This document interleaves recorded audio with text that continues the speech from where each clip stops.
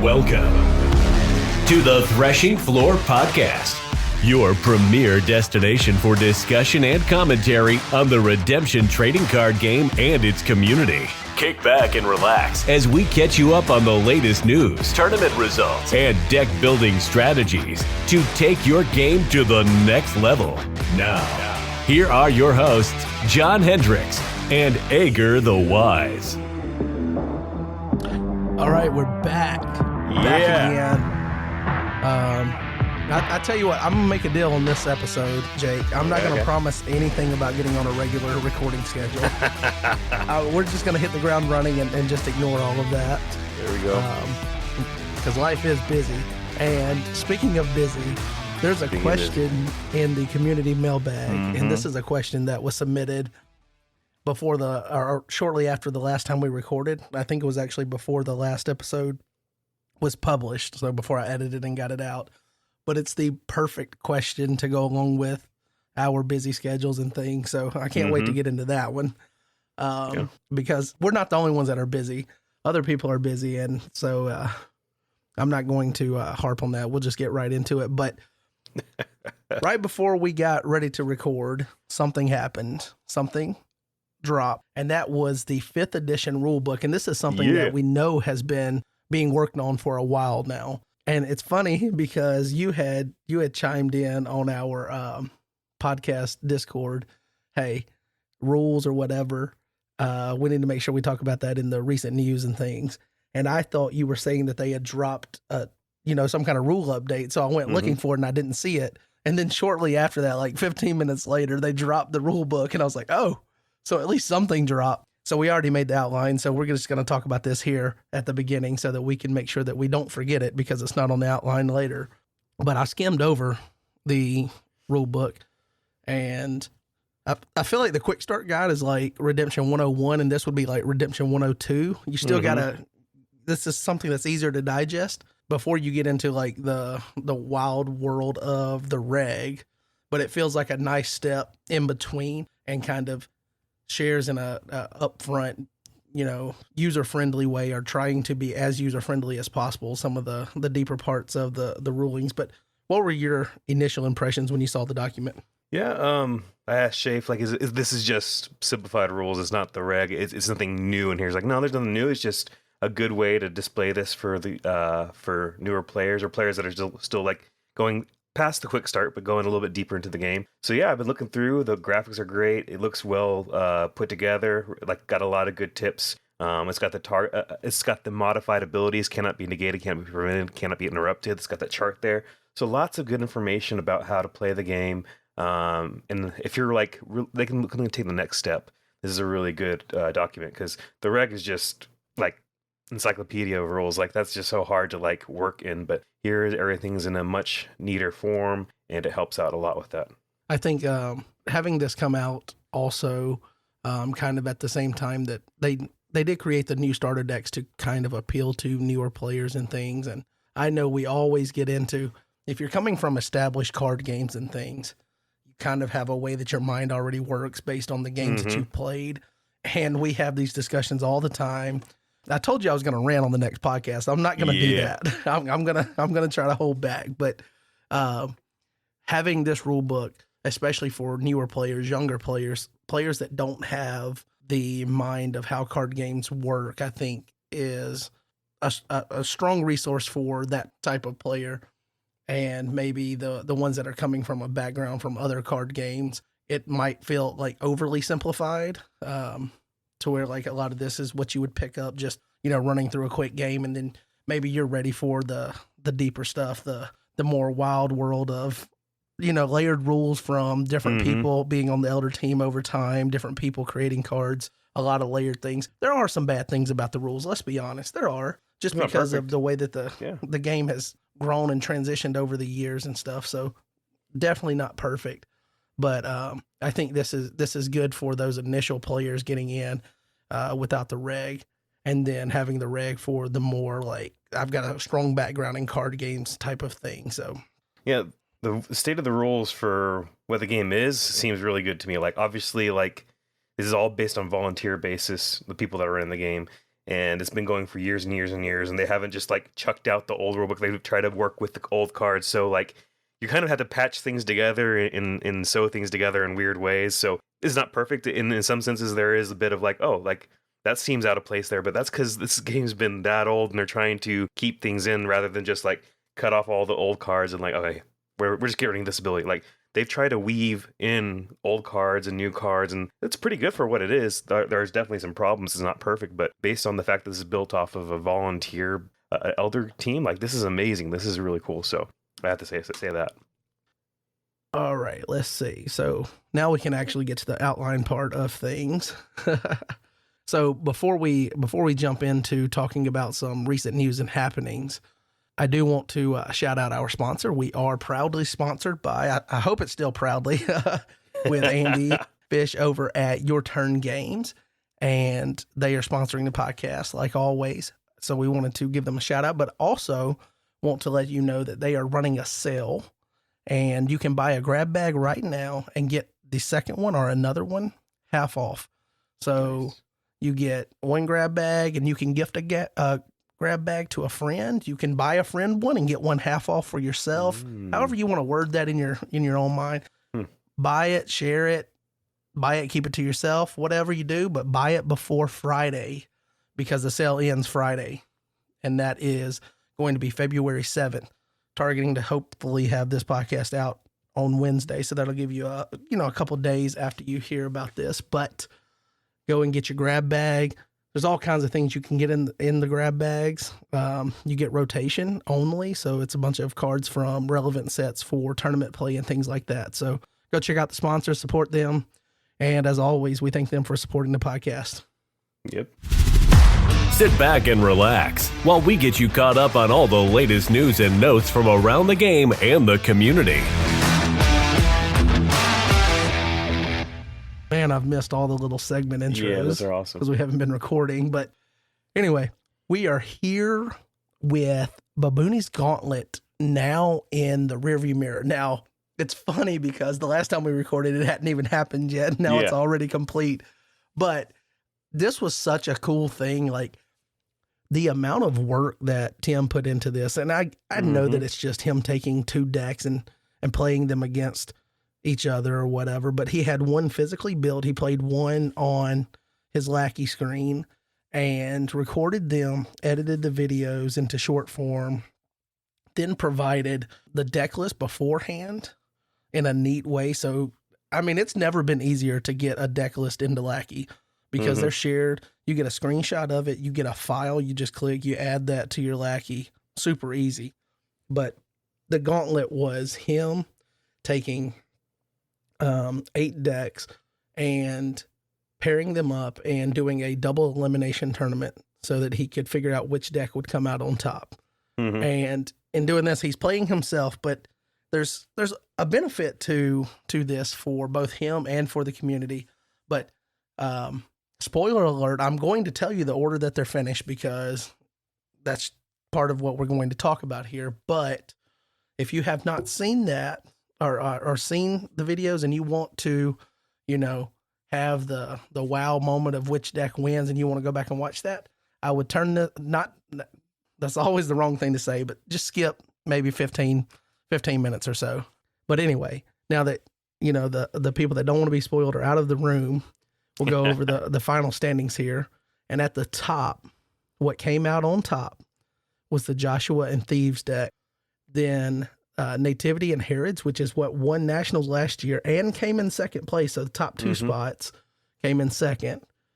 And then Clay, Black, Gray was third. Impartial Judgment deck was fourth. Fifth was the Blue and Moabites. Hey, Blue is in there. Let's go. So then there was another version of Joshua that also paired up with Moabites. It came in, sixth. Soul Surfer was seventh, which, disclaimer, and Tim put it out in his article, and we'll mention his article here in a little bit, but that deck being piloted by anybody but Chad France is, asterisk beside it, because Chad probably would have done better than seventh in this field. And then last was Clay Choose the Blocker, which is Brian Jones' deck. And I have for, I think like 2 years now, been calling some version of that deck Ricky Bobby, because it's just like, it's all speed, like trying to get everything, every speed element in the game that it can leverage to get out to a upfront start, and then just try to hold on and do these like what feels like gimmick rescues with the Choose the Blocker, Covenant of Adam, or Covenant with Adam. I don't remember if it's of or with Adam, whatever it is. Yeah, one of those. You know, decrease them as soon as they block, and then you don't have to worry about dominant interaction with, you know, playing the cross and things. So it's kind of just cheese rescues after you get to a big advantage. I was surprised to see that one that far down the list. But again, and Tim mentions it, the pilot and the more complex decks and knowing when and how to leverage certain cards and things is so important. And so that's where you get into, like, what is the benefit for Tim is he's getting experience with these different decks. We're getting to see these different decks and these matchups before tournament season. And it's, by all accounts, one of the top 2 or 3 players in the game active right now. I mean, I think you got to give him his due. He won nationals last year, and he's been at the forefront of a lot of the experimentation since, with the new set coming out. Exactly. And all of that. So I just want to, you know, like have a little bit of a discussion here and talk about the Gauntlet, because the amount of work he put into it, I think it deserves to be, you know, spotlighted, and definitely want to thank him for putting that together. I thoroughly enjoyed it. Every time a video popped up, I was like kicking myself because I wanted to watch it immediately, and I'm at work, and I was like, I'll have to circle back to it. And, you know, I missed, you know, 2 or 3 of the videos, but I made sure to watch the more compelling ones. Like, I watched pretty much every one with the blue Moabites as soon as it dropped, because I like that deck and I wanted to see how well it would actually do against more meta relevant decks at the moment. But what are your initial, or I mean, not just initial, but your impressions over the course of that? Yeah. First off, I haven't gotten to see all of the videos, but I know that Tim does a great job with his videos. And when I saw the first one, I was like, guys, like, this is something that if you really care about getting better, if you want to be on your road to GOAT, if you want to be winning at Redemption, be watching these videos, because this is a strong player, and he's playing both decks, and that means he's telling you his mindset on how to play both of these. Maybe not perfect, but the point is, like, he's running through strategic thinking on both sides and kind of saying, like, this deck would probably play this card right here because they're assuming this player doesn't have this, but this deck knows what the other person has, so they're going to be playing this way. And getting that type of mindset is so good for players. And I always encourage players, like, if you can't get enough practice games of Redemption in against other players, because, like, you know, like, oh, I don't have enough time. I get home from work and no one's on anymore. If you have the time to run a game between yourself and another deck, that's actually valuable. It's not perfect, but it definitely has value, because you start getting reps in with your deck. You start seeing, oh, what is the problem card when the opponent has that card? Remember to play truthfully. Like, don't just play perfectly like, oh, I assume they're going to have this card. Oh, because they know they have it. The point is, like, if you start playing both decks at the same time and you play it in a truthful way, like, I wouldn't know they have this card, so I wouldn't attack, right? Or I don't know if I don't know that they're bluffing on this attack, so I'm not going to block. But if you start doing that, you get a huge boost to your play. And Tim did an amazing job here. He put up 8 strong decks. There might be more decks than this to be found, but, like, he put out some of the 8 of the strongest ones there. And running through the Gauntlet, the double elimination helps with that. Obviously, like, you need more sample size than this to get definitively the best deck of the format. But this just does give some hints to, like, okay, it looks like Josh with these, looks like Nativity is still working around. It looks like these decks still have some pushing power, some staying power. So there's some things, a lot of information to be gleaned from this. It's really cool that Tim would be invested in the community and doing this. And I love how prolific he is with the videos, but I really like this type of work here. Yeah, definitely. I don't know where he finds the time, but I am glad that he has it, because I know that obviously we all deal with getting busy at times, and I'm not going to harp on that or anything, but, like, the consistency that this guy is able to put out content is amazing, and it's the quality of it. And I'm not saying that his quality is exceeding other people and trying to knock anybody, but I'm just saying, like, making sure you have the screenshot, and not even just the screenshot, making sure it's not a blurry screenshot, which Lackey usually produces. And then making sure you have a deck list that's so easy to upload it. And then, you know, like, we'll talk about the article here in a minute and some of his takeaways from some of these decks, but then offering you, like, this is why I think this deck lost, and potentially, a couple of different, guesses. And this is why this deck won. And then this is what I would change if I was playing this again after playing these rounds with this deck. And giving you another Lackey file with a screenshot and all to upload the changes that he would make, and letting you get into the mind. And I don't want to knock someone like Nick Marshall, for example, but he's just like the most recent that's type 1 or whatever, and then isn't, shared. Like, he talked about his deck and things, but I'm saying, like, he's not making content or anything, and he's not overly active within the community or whatever. So it's kind of like he came in, won, stepped aside, got back with his life, and not knocking him for that, but being able to actually get a resource like Tim, who went and won, and then is still willing to invest and tell people his train of thought, go through and share how he plays certain cards and things. If you want to get better at Redemption, obviously your schedule kind of dictates how much you can, spend time with the game, but the resources are out there for you to get better. And this is such a cool concept, and I'm glad that he showed it, because one of my things that I take away from it is I used to do something similar, but I'd have a deck with like a deck file, quote unquote, with, I don't know, like 15 cards or so, 12, 15 cards. And it was just like counters and things, and, like tough rescues. And I would throw them on the other side and be like, okay, how's my defense blocking this exact rescue? Yeah. If I know that they have this. And so it was more like forcing situations, simulating, individual situations, and not a full game. But just the fact that he showed his setup to where, okay, I have my deck built physically because I'm planning on going to tournaments. Okay, load any top tier deck on Lackey and just play against it that way, and just showing that you can use that resources to play against yourself and simulate that game.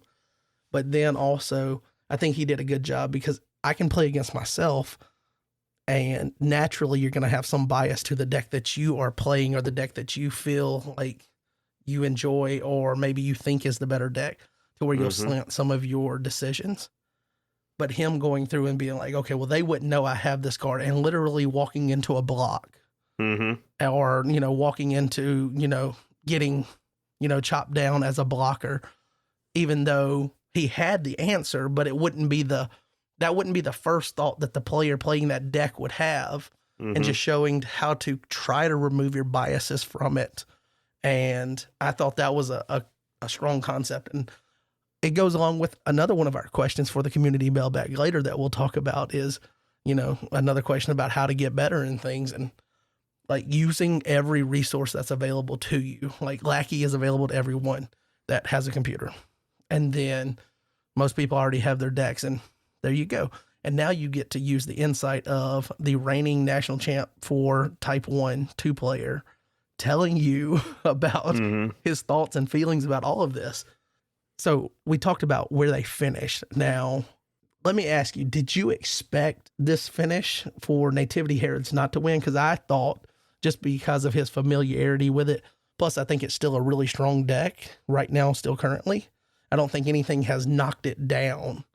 Now, some things have come up beside it to where they're competitive with it, but I thought Nativity Herods was still very relevant in the meta game, and then him with his experience playing it more so than these other decks, I thought it would come out on top. So I was a little surprised. No, in these standings, I wasn't super surprised. I mean, I've believed in Nativity Herods for a long time. I just recently played against Jaden with Nativity Herods, and one thing I'll note is that because the metagame has broadened out enough, is changed. Nativity Herods has to adapt to there's new threats, because it was Nativity Herods is kind of really built well to hit the specific metagame that we had last nationals, and now that there's threats coming from different angles and different corners, it's going to have to adapt to new threats, or at least threats that were new, but that weren't just broken by the recent rule change. But the point is, Nativity Herods, I think, is in a good space, but I don't think it's the clear dominant deck right now. And I think it's just a top player, but I wouldn't say it's in a league by its own. And not that it was last Nats, but I think it's even closer to all the other top decks now. I think they're all on a big scrum there. The gap is closed. Yeah. Joshua Thieves, like, I've been pushing this one for a while, and it's my opinion that it's the best combo of those two. They both find their best synergy in that. So I wasn't surprised that it did well. I think they both play really well together. I don't think it's the most, like, reliable in the sense, like, sometimes it just goes off and sometimes it gets a weird draw, but, like, it's a good deck. So I'm a believer in that. Clay is always amazing. Black Gray is good. Black got a lot of buffs. So there's a lot of good decks here, and I'm not super surprised by anything here. I'm loving the variety here. Like, it feels like there's a lot more different defenses you can run into, and they come from different directions. Some of them are protecting souls, some of them are hiding souls, some of them are Herods. Like, Herods are still good. Like, all these things, and Thieves, some of them are stealing your hands. Like, they're all coming from different angles and different directions, and you're like, which one do I hedge against? Which one am I trying to focus on? Like, good luck. There's tons of different decks, so, like, it kind of makes the playing field a lot more, like, you got to kind of roll the dice here what you're running into. So that's what I'm thinking on that. Which, that's also something that the game from the leadership down has worked on trying to create, is a field to where it feels like that. Like, you're talking about the deck that just won, Joshua. Sometimes you feel like you get this hand that's just kind of like, yeah.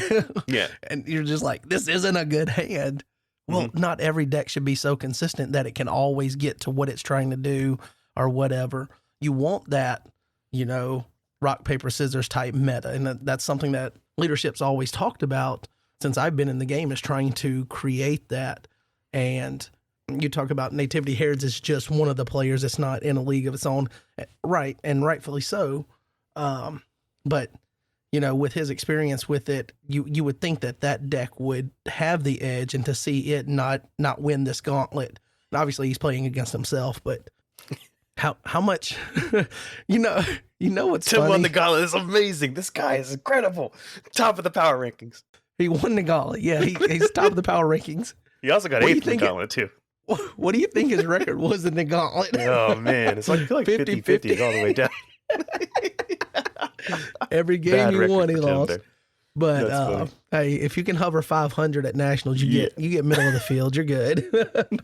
What? No one wants to go 500 at nationals. No, but no one wants to go under 500. Exactly. So how much stock should we put into these results? I know it's early, and I know that like each one of these decks it's a beast of its own, and you have to. I think Redemption is getting to a point to where most decks are individualized enough that you need experience with that exact deck. You can't just pick it up and play it and have the clear lines with like CBN enhancements constantly, playing just the best cards clumped together and calling it a deck. Everything is kind of nuanced a little bit more to where you need experience with the individual deck. So how much stock should we put into these results? 33% stock, and saying like 33% stock. Exactly. As in, like, and I think that's a good, I'm not saying like in a bad way. Like, hey, like if you want to put your knowledge of the metagame and you study this for 1/3 of your knowledge of the metagame, I think you have a decent base to start on where the metagame is right now. Obviously, like I said before, it's just one guy, so there's going to be other decks that he didn't note, and there's going to be evolutions of decks later on. But if you start as this as a foundation, you got a good 33% of your foundation there, and that's I'm not saying that in a bad way. That's huge. Like, if one article can get you 33% of the way there to understanding the metagame, I think that's insane, and I think that he did a really good job with that. So for me, like, I think this is great. If someone says I want to be good at Redemption this year for tournament season, I say start. You'll get 33% of the way there just by reading this article and understanding it and digesting it, and I think that's a really good point of interest. I had on this outline how valuable was the experience for Tim, and I think me and you kind of understand the experience for him and what it gave him. And I think that might be like low hanging fruit, just to state the obvious of this is what it did for him, because he now has an idea. He's got some experience with these. But I'd like to flip it on the other side and just say, like, what is the takeaway for the experience for the community? So we got to see Tim do all of this work and put in all of this time, and effort and energy. And so you're talking about 33% by just sitting on the sideline and just absorbing what he did. So how valuable do you think that is? And then like try to compare it to your time since you've been back with the game. What is that now? 3 years or going on 3 years? Yeah. So like, I feel like since I've been in the game, this is probably the most like, I don't want to overstate it to where it like builds it up bigger than it is, but I feel like this is the best thing for me to get better at the game without having my cards and things. Like taking like watching Jaden play a deck is great, but it doesn't give you the level of intimate knowledge of the meta game that this does. And I think we have categories as such. Like if you're looking for something that gives you a meta view of the meta game, there's probably the best article that's ever been released for Redemption in that sense. And that doesn't mean it's the best Redemption article ever, because sometimes articles cover a grander scale. Like maybe you read an article about like how you want to play Redemption by play style, blah, blah, blah. Like, or how to put a resource engine into the game. Exactly. But that's different. Anyways, the point is like in terms of metagame reporting and analysis and that, like, I don't think there's been a better article ever released in terms of like what can be digested and you can absorb from it. So probably the best article we've seen for Redemption in terms of like meta view of the meta game ever. Yeah. And I know that when he put the article out at the bottom, he said something to the lines of, I hope you enjoyed it or whatever. Let me know or something if you would like to see more of this. And like, don't be stupid. Don't overcomplicate it, Tim. We want more. We want more. We always want more. More jungle, more monkey, more baboon, whatever. Whatever we got to do. So in the article though, he did give analysis on and pretty thorough analysis of each deck. There was a couple of times when I watched some of the videos and I saw him, not take certain lines of play with a deck. And maybe that's just, like my approach to playing the game versus his approach. It could just be a preference thing, but it could also be to where maybe he didn't see the line of play or because he's not as familiar with the deck. Like there was a couple of things with one of the games where he was playing like Brian's deck. And I was like, oh, well, at this point, I know how Brian acts with these cards in his hand and what his like go-to things are and filling it out for yourself, how to, navigate that when you're not the pilot of that deck and you're not super familiar with it. I just feel like there's some variances in that. But being able to digest the experience and then put it out in written form to where people can not just watch your experience, but then also see like how you took away, like, so me and you watched the game, right? We walk away seeing the same game, but you can walk away with a certain set of thoughts and, ideas from that. But to get to see the reigning champ for Type 1 and how he took away. And there was some things that like he took away that I didn't necessarily, put as much emphasis on when I was like digesting this is how that game went. And it's cool to see kind of the nuance and the variance of like what he thought was important for the deck versus what I feel might be important for the deck or even the original pilot for some of these decks, because a lot of these decks were crafted by other people. Actually, I guess they all are except for, he's been on Nativity Herods and you guys obviously have worked a little bit on Joshua Thieves, but the rest of them, I guess, are the brainchild of other people. But being able to see the analysis and all that and some of the specifics of this is what I would try to change with this deck and just getting to see, it's almost like you get to see from his mind how much headroom a deck has to try to improve with the given tools that it has without, sacrificing what the deck is trying to do. I thought that was pretty cool. And I think that's the next step for a lot of people is to not just go through the experience, because we always talk about if you want to be good at the game, you got to play more games. And that is so true. It is so true. But what about the player that's not getting, not taking the strides that they want to take as far as improving, and they're playing the games? So it's figuring out what information you need to prioritize and take from the experience and what you can, leverage in order to improve, and getting to see that article bring that stuff to light is I thought just another, layer of it being one of the strongest pieces of meta redemption content that's been in the game since I've been involved and that's in the fall of 2019. But what did you think of the article and some of the responses for the deck and why things won or lost or whatnot?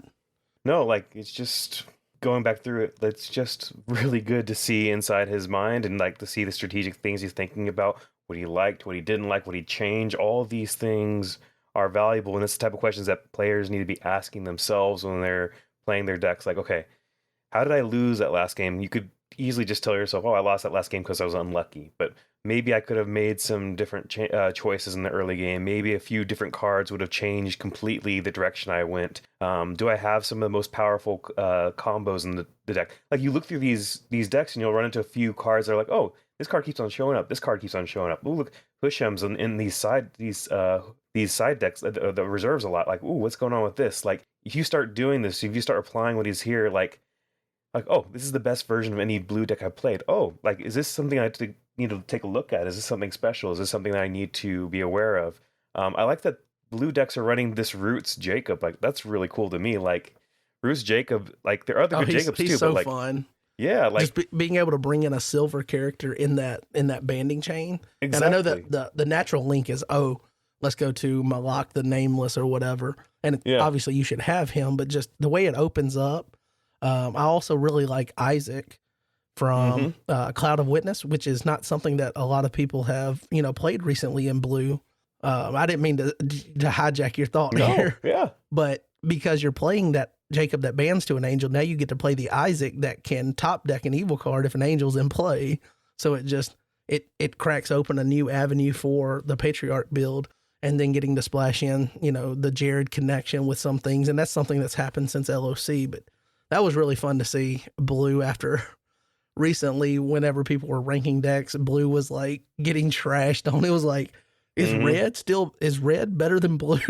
And red's not even being made anymore. Yeah. And seeing the blue deck actually run like speed wise with some of the GOC style, like the clay deck. I mean, it's not there as easily, but I mean, it's pretty quick and nifty. And it's got some nasty combos too.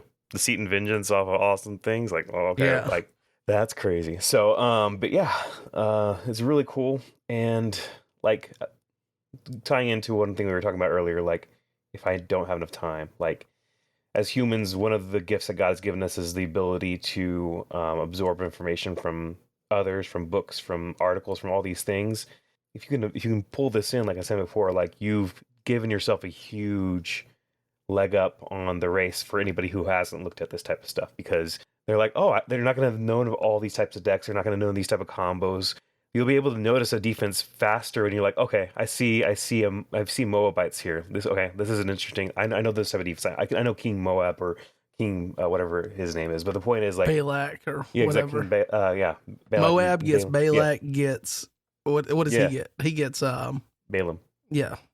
There you go. So like you'll start noticing all these things, like, okay, I know. Oh, they're protecting all Old Testament lost souls. Oh, they're doing the Canaanite thing here. Oh, okay, they're doing Joshua things in here. There's all sorts of different... And in that, you figure out what the most important component is that you need to actually disrupt. So, because most decks are built with a certain, okay, I can interrupt on this level, but knowing where to target to interrupt is so much, like it's so valuable, and it's such a big piece of the puzzle to trying to figure out, how do I take this deck and this deck that's even, which one's going to one up the other one. And a lot of times it's the first one that can, interrupt in a direct way, one of the main components, and, start that. But if you don't know which way to attack, like, you don't recognize that as quick. And that's one of the things that the top end players do. And Tim being one of those, and, Jaden with his channel, you get to see it a lot of times too. They can pick up and know what they're playing against without it really being, it's never a mystery what they're playing against. They pick it up as soon as the cards come out.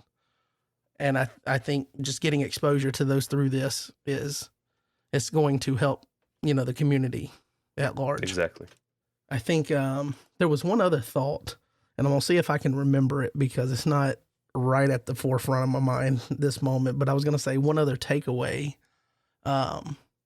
Oh, right. Here it is. So one of the takeaway is the fact that at least 6 of these are decks that he pulled from other people, right? At least 6 that he wasn't working on his own already, or that we knew he was working on. Maybe 7 if you want to say he got the idea for Joshua Thieves from you, the take. But if you notice, so he goes through this experience and he lays out, this is what I would change. And he's challenging some of the, even, like Brian's deck. He's like, I wasn't sure about this. So I changed this card. And then at the end, he's like, I don't even know if you need the Star of Bethlehem play. I don't know if it feels like that might be cute versus, a main part of the strategy. Being willing to take a deck list. And I think there's people within the community. I'm not trying to say that they're wrong in their approach or anything. I'm just trying to say that there's a way you could do it that maybe you aren't doing it now if you're not. And it feels like sometimes if, say, Jay puts out a deck, because he put out this Blue Moabites deck. He sent it to me in Discord a while back. So I load it up. If I load it up and I play that deck and I think it's just okay, and then that's the end of it, I didn't learn anything from the experience. Yeah.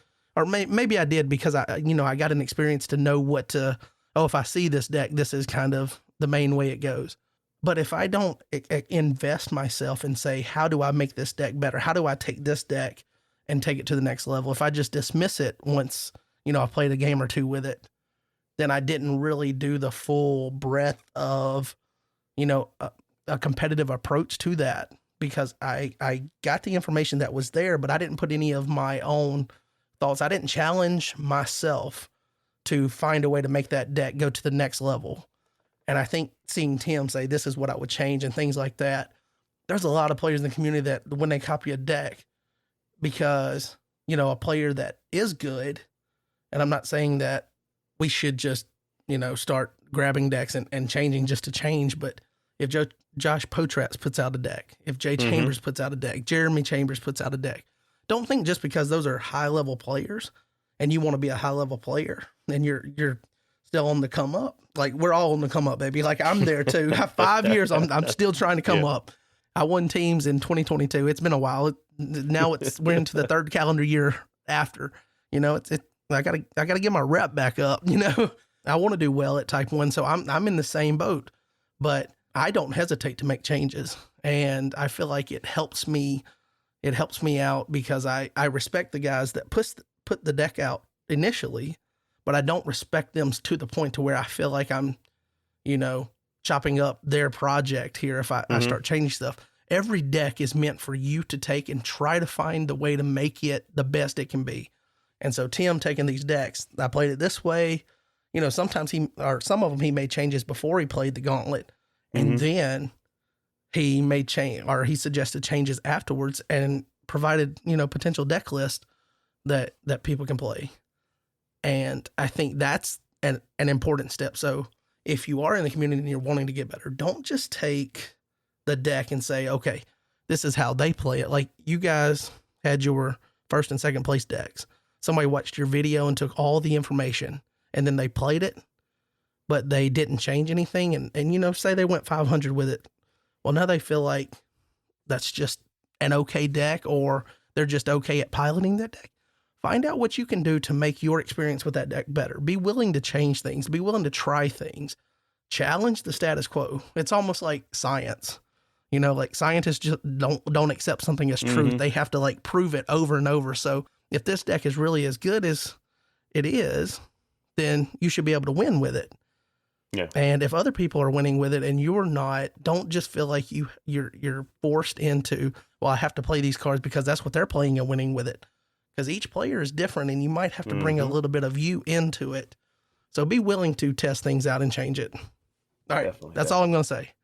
That's all I'm going to say now. It was a good article for sure. We spent a lot on the Gauntlet here, but I definitely think because of, what it provided to the community, that it was important to talk about it a little bit. So there will be a future article ranking each offense and defense that was in the Gauntlet. And so if something was paired with, an offense or defense, and one of them is a little bit better than the pairing themselves, so you'll get to see where Tim thinks that they rank. So maybe Black Gray is the second best defense, but Clay is the third best offense. It'll kind of break it up and let you see the way that those would rank in his mind. Now that we're moving off of Tim, there's one other person that's making a lot of videos here lately. And that's not a knock on Mr. Tyler Stevens, because I know he's been busy too. But Redemption with Jaden has been going going a little crazy here lately. A couple of weeks ago, he put out his hero list back after a discussion in the community. And he legit went hero-less, and I enjoyed watching that one. Did you get a chance to check that out and see that there was literally 0 heroes? Yeah. I did. Didn't he have a hero in there? Didn't he have a Roman Jailer? Isn't that guy a hero? Okay. So I wanted to like count points off for that. Like, I know he's not using it as a hero, but hey, it is a hero in your main 100 there.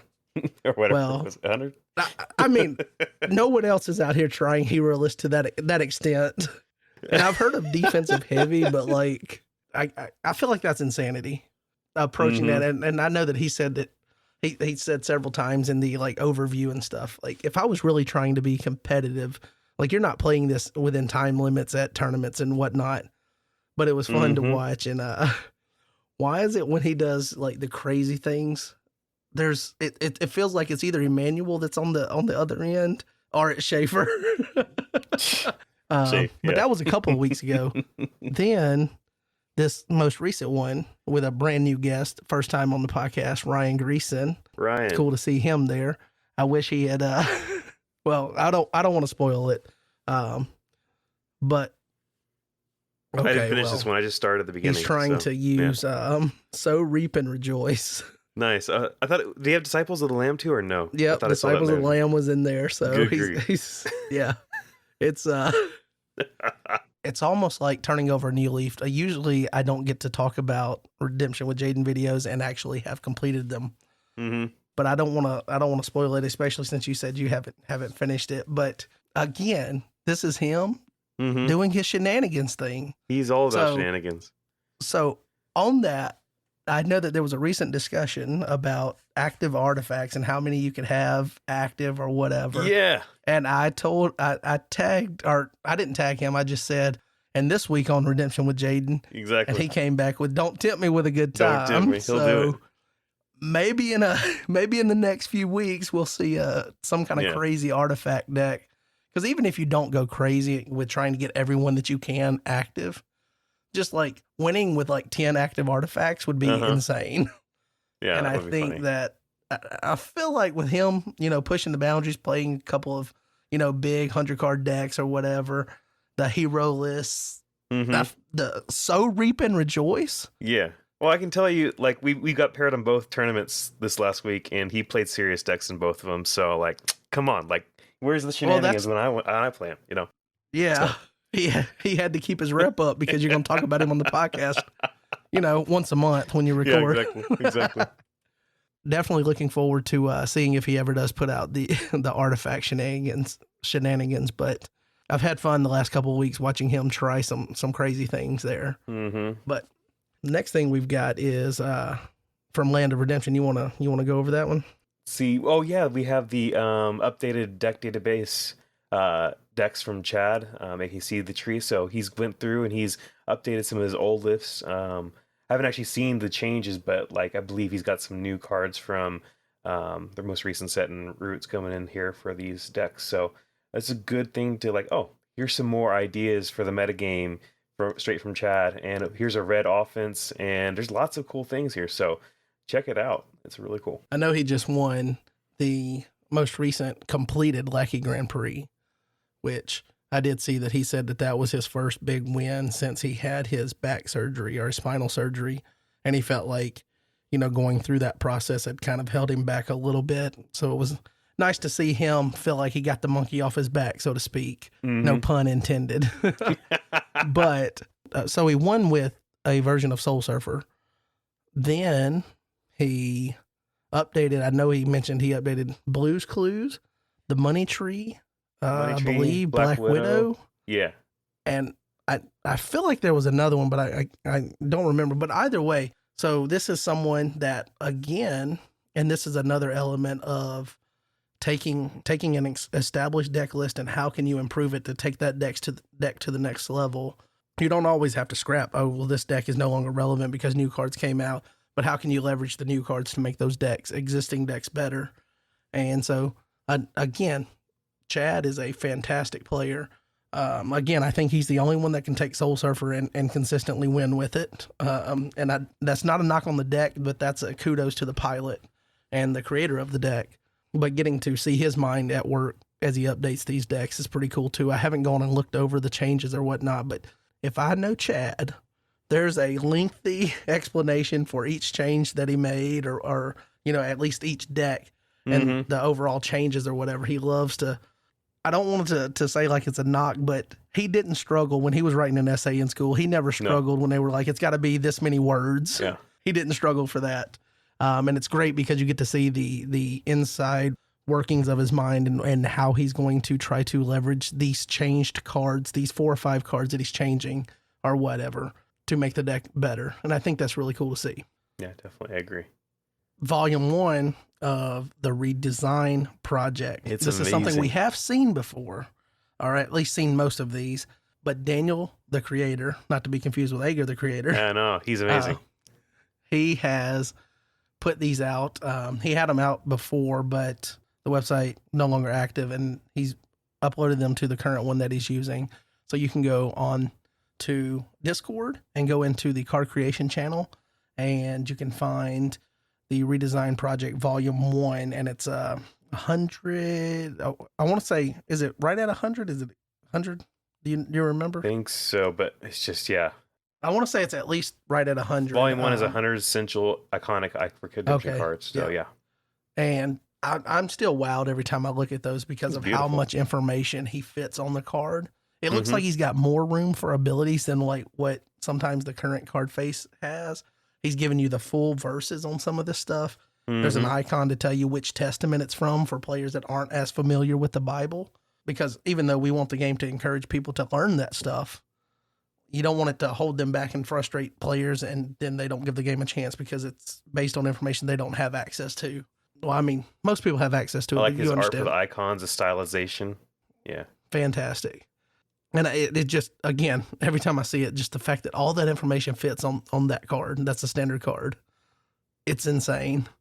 So definitely enjoy any content he puts out. He also recently put out redesigned or reimagined the booster packs for both the latest set, Israel's Inheritance, and because the vote, he asked which one we wanted to see, and, we worked it out to where it tied.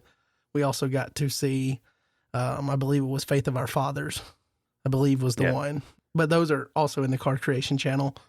And if you haven't seen those, I would encourage you to go and check those out. I really like the Israel's Inheritance one because, like I told him, the font on it just looked like pow. Like if I'm walking in a card store and I don't know anything about this game, like that's going to draw my attention to at least look and pick the pack up.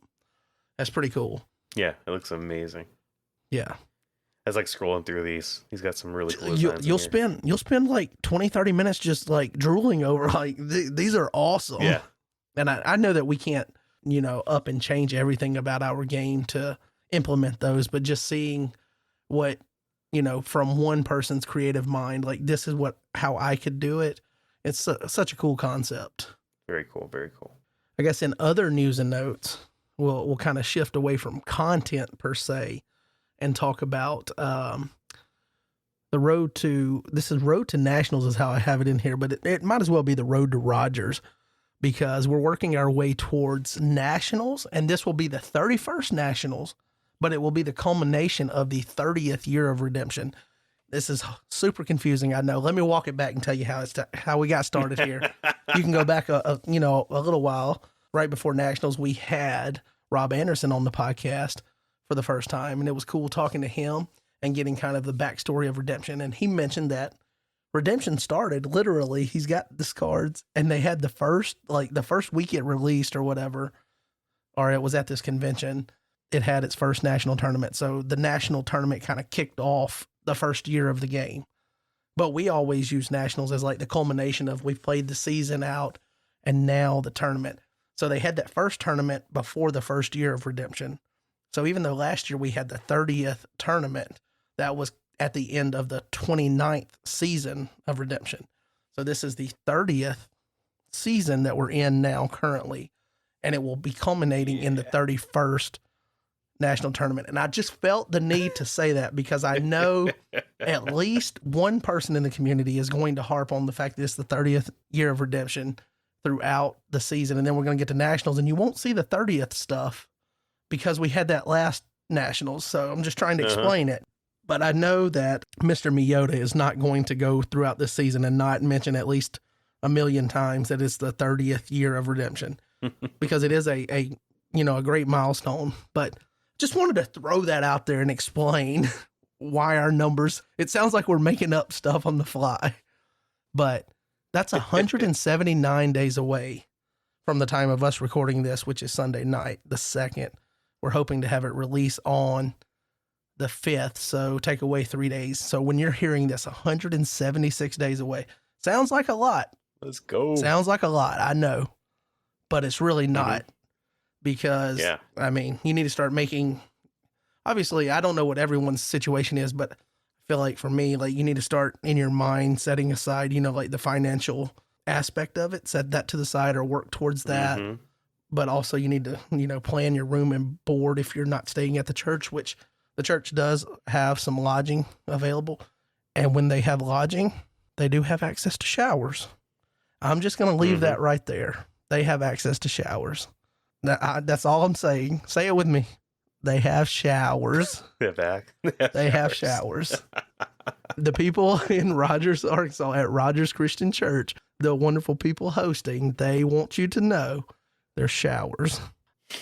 That's awesome. Anyway, I'm looking forward to it. We got to meet a lot of those people at last nationals. They came in full force, like Stephen Brooks and his kids. And I always say his name wrong, I feel like, but Jamie Collar and his son, knowing that they're the ones involved with hosting this. And so like just a spring of like excited Redemption players or whatnot in Arkansas. It feels like overnight, but I'm sure maybe not for them. I don't know how much they have had to work to get the traction that they have, but it's nice to see nationals be going to a place like that to where, it's really excited about Redemption and it's growing.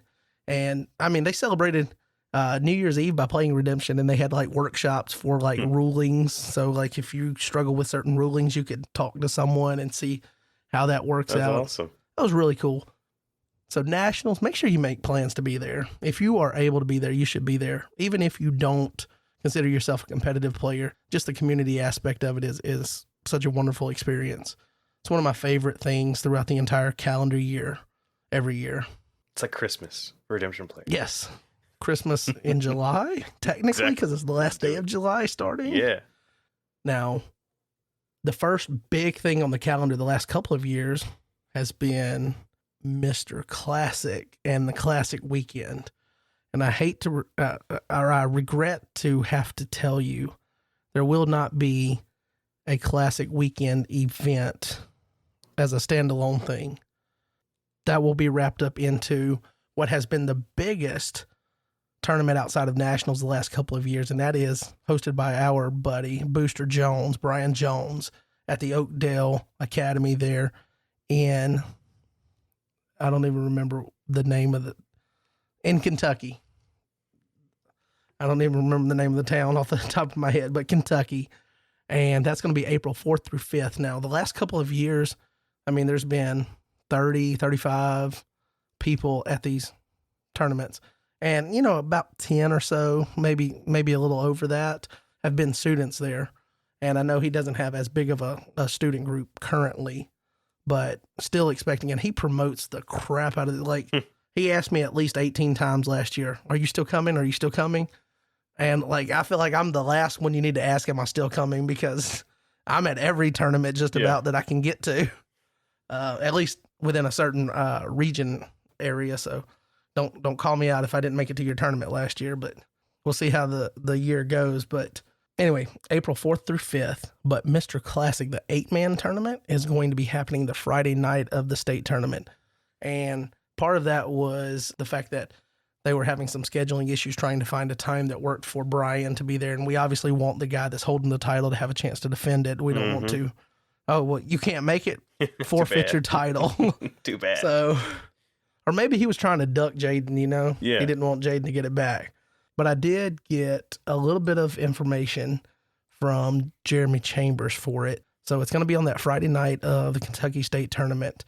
And not all the spots are filled, but so far there's going to be Brian, Jeremy, Jaden, and because he won last year, Type 1, he's getting an automatic invite. Nice. And that's Tim. And those are the participants so far. And I know that it feels like we're moving away from maybe the field being, you know, the top players in the history of the game, which is kind of like what it was billed as that first time, because somebody got on a hype video or whatever, a audio clip, and built it up, Mr. Classic. So even though we're moving away from like it being the top players in the history of the game, it's transitioning a little bit because it's more modern players, but it's still, you know, a lot of the top players in the game active right now being involved. Jeremy, Tim, Jaden, and Brian. That's a pretty strong field to start with. So already looking forward to seeing, you know, how that field finishes out. And, you know, maybe we can get interviews with most of the participants. I say most because we all know Jeremy will not get on the podcast for whatever reason. So maybe we can do something with the other people there. But anyway, biggest tournament of the year outside of nationals. And I don't want to sell anyone else short because other tournaments could push for that this year. Hopefully they do, because we always want to see the game growing and having bigger tournaments. But if you are interested in the tournament season or whatnot, and you have the opportunity to get to Kentucky for the state tournament, you should make it there. There are beds available with showers. You have showers with, a lot of times it's a small count of people per shower. Sometimes you might even get a room with a shower in it for yourself or whoever is paired with you. But meals will be provided. They will be selling, you know, snacks and things throughout too. But you're going to be taken care of as far as food and then lodging. You show up. It's really just focus on playing Redemption. And it's super fun place. It's secluded. It's in the middle of, you know, carved out mountains. I'm not going to lie to you. Like if you're not on their Wi-Fi, you ain't calling nobody. So luckily, though, there's not been any axe murderers that I've seen in the last couple of years going there. So we're good on that front. Sometimes they're not there. Also, in another bit of news that I don't think has been shared anywhere, and it's not really a big news drop, but I feel like it's enough to, you know, get me excited and want to hop on the all gas, no brakes, you know, heading into tournament season, because you know you're getting close to tournament season when you know something about playtesting the new set. Because at Mr. Classic, the last couple of years, which is the first big thing on the calendar, usually sometime in March, Mr. Classic happens, and usually they're playtesting decks there, or, you know, there's at least some involvement of the new set to where it can be looked at a little bit. And I don't know if that's going to be the case or whatever. Because I never want to, you know, say because it happened last time, it's going to be happening again. But we've also seen it at Kentucky State Tournament each year that there's been a little bit of playtesting stuff going on and happening. But playtesting for the new set is expected to be underway in the next few weeks. Could be, it could be a little bit sooner than that, but just not like putting any constraints on it. But they are expecting to get underway with that effort for playtesting the new set in the next few weeks. So I would say that the excitement can be there for the community that the new set is happening. Obviously, we know that, but like now knowing somewhere, at least some barometer of where we are in the timeline, because we always, as players, we want spoilers. We want to see the new cards. It's always one of the more exciting things about the tournament season, because as it's happening, alongside that, you're getting the spoilers for the new set, and that's really cool. So, playtesting. Now, something that I didn't put in the news and notes here, but I should have, and this has come to light since we last recorded, and I'm not even sure that I have the most firm grip on it. I feel like I do, but I'm gonna defer to you and let you share it, so that if it's completely wrong in the interpretation of the current standing for the rules, that it's on you and not me. I'll take the blame as this podcast, but specifically, I'm gonna defer to you on this. But there's a new realization of the rules, and I know that some people might have already kind of assumed this worked this way, but the vast majority of players, I think, from the reaction, did not. So how are we handling wild clauses on abilities, at least currently? Yeah, so currently the rules for wild is wild cards always continue as long as their wild is met. So the card Adino, the Ez Knight, it was designed, and it says while equipped, restrict evil dominance, may ban to Shama, blah blah blah. There's extra, but the point is the wild part. It was designed to only work during that battle phase. It's if he's equipped, like while he's equipped during the battle phase, and that means that he could enter and not be equipped, and you can equip him later, and that means it would turn on restrict evil dominance for that battle phase. But they realized that there's an inconsistency with that and other cards that use wild. So they have said, well, when a card has wild on it, it continues as long as it can continuously have a chain of continuing. Now, the difference is some cards say, like, while in battle, do this. Like, well, once battle's over, that while is over. Or this is, like, while alone, it does this. Well, once you're back in territory, you're no longer alone. Even if you're the only character in territory, you have to be in battle to be alone. So if the wild technically could continue, so Adino, the Ez Knight, can continue, while equipped, restrict evil dominance means as long as Adino has a weapon on him, you're restricting evil dominance. So you can attack with Adino, and what would normally happen is, what was intended to happen was, after that battle phase, everything goes back to normal, no ability on him. But now, currently, as the rules are being interpreted, he is continuously restricting evil dominance on your opponent's turn, on your next turn. Like, it's going to keep on going until this card is negated. So insane. Yeah. So they are intending to fix this to where everything's going to go back to what it needs to be, but that means they need to change the reg, and they need some time to do some surgery on the reg for that. So currently we're in a weird limbo state. By the time you get this podcast, it might have changed already. It may change in 1 week. It may change in 2 days. We don't know when it's going to change, but the point is, currently, considering at the beginning of this, I thought that we had that news drop and it was the rule book. Exactly. So we don't know when this is going to happen, but the point is, while you're playing right now, until you see a change, when it says while on it, that if it can continue, it does continue all the way until it gets negated. It's just, interesting. So, and I honestly, make sure you check with Aggie on these things, because I don't even know how fully negating it in a different phase would work. But the point is, it continues. So, really interesting there. And clearly the reason that that's an issue is because everything else, in order for it to be active past battle, is like with a duration listed or something. So it kind of operates weird in the fact that, okay, because everything else ongoing ends at battle, this one, because it has a wild, that's part of the stuff that, like, at some point going through these rulings and the explanation from Aggie and things and clarification from other players, like, I understood where we stood on it. But even now, like, I'm trying to remember and come to grips with, how does the wild clause remain active, but other ongoing abilities don't? Yeah.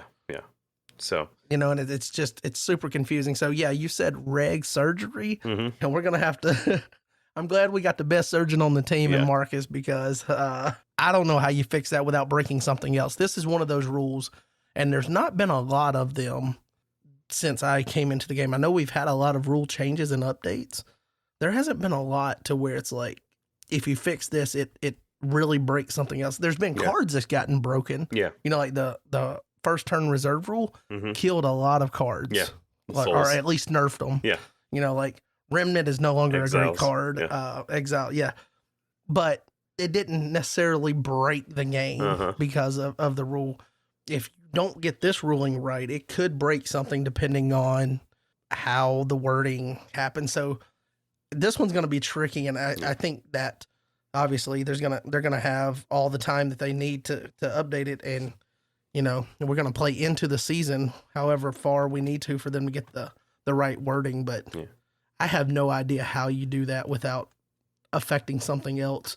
Like, you can come up with an idea, but then there's like, oh, well, this situation. And then you're like, oh, well. It's crazy. And the other crazy thing is we have another ruling, interpretation update.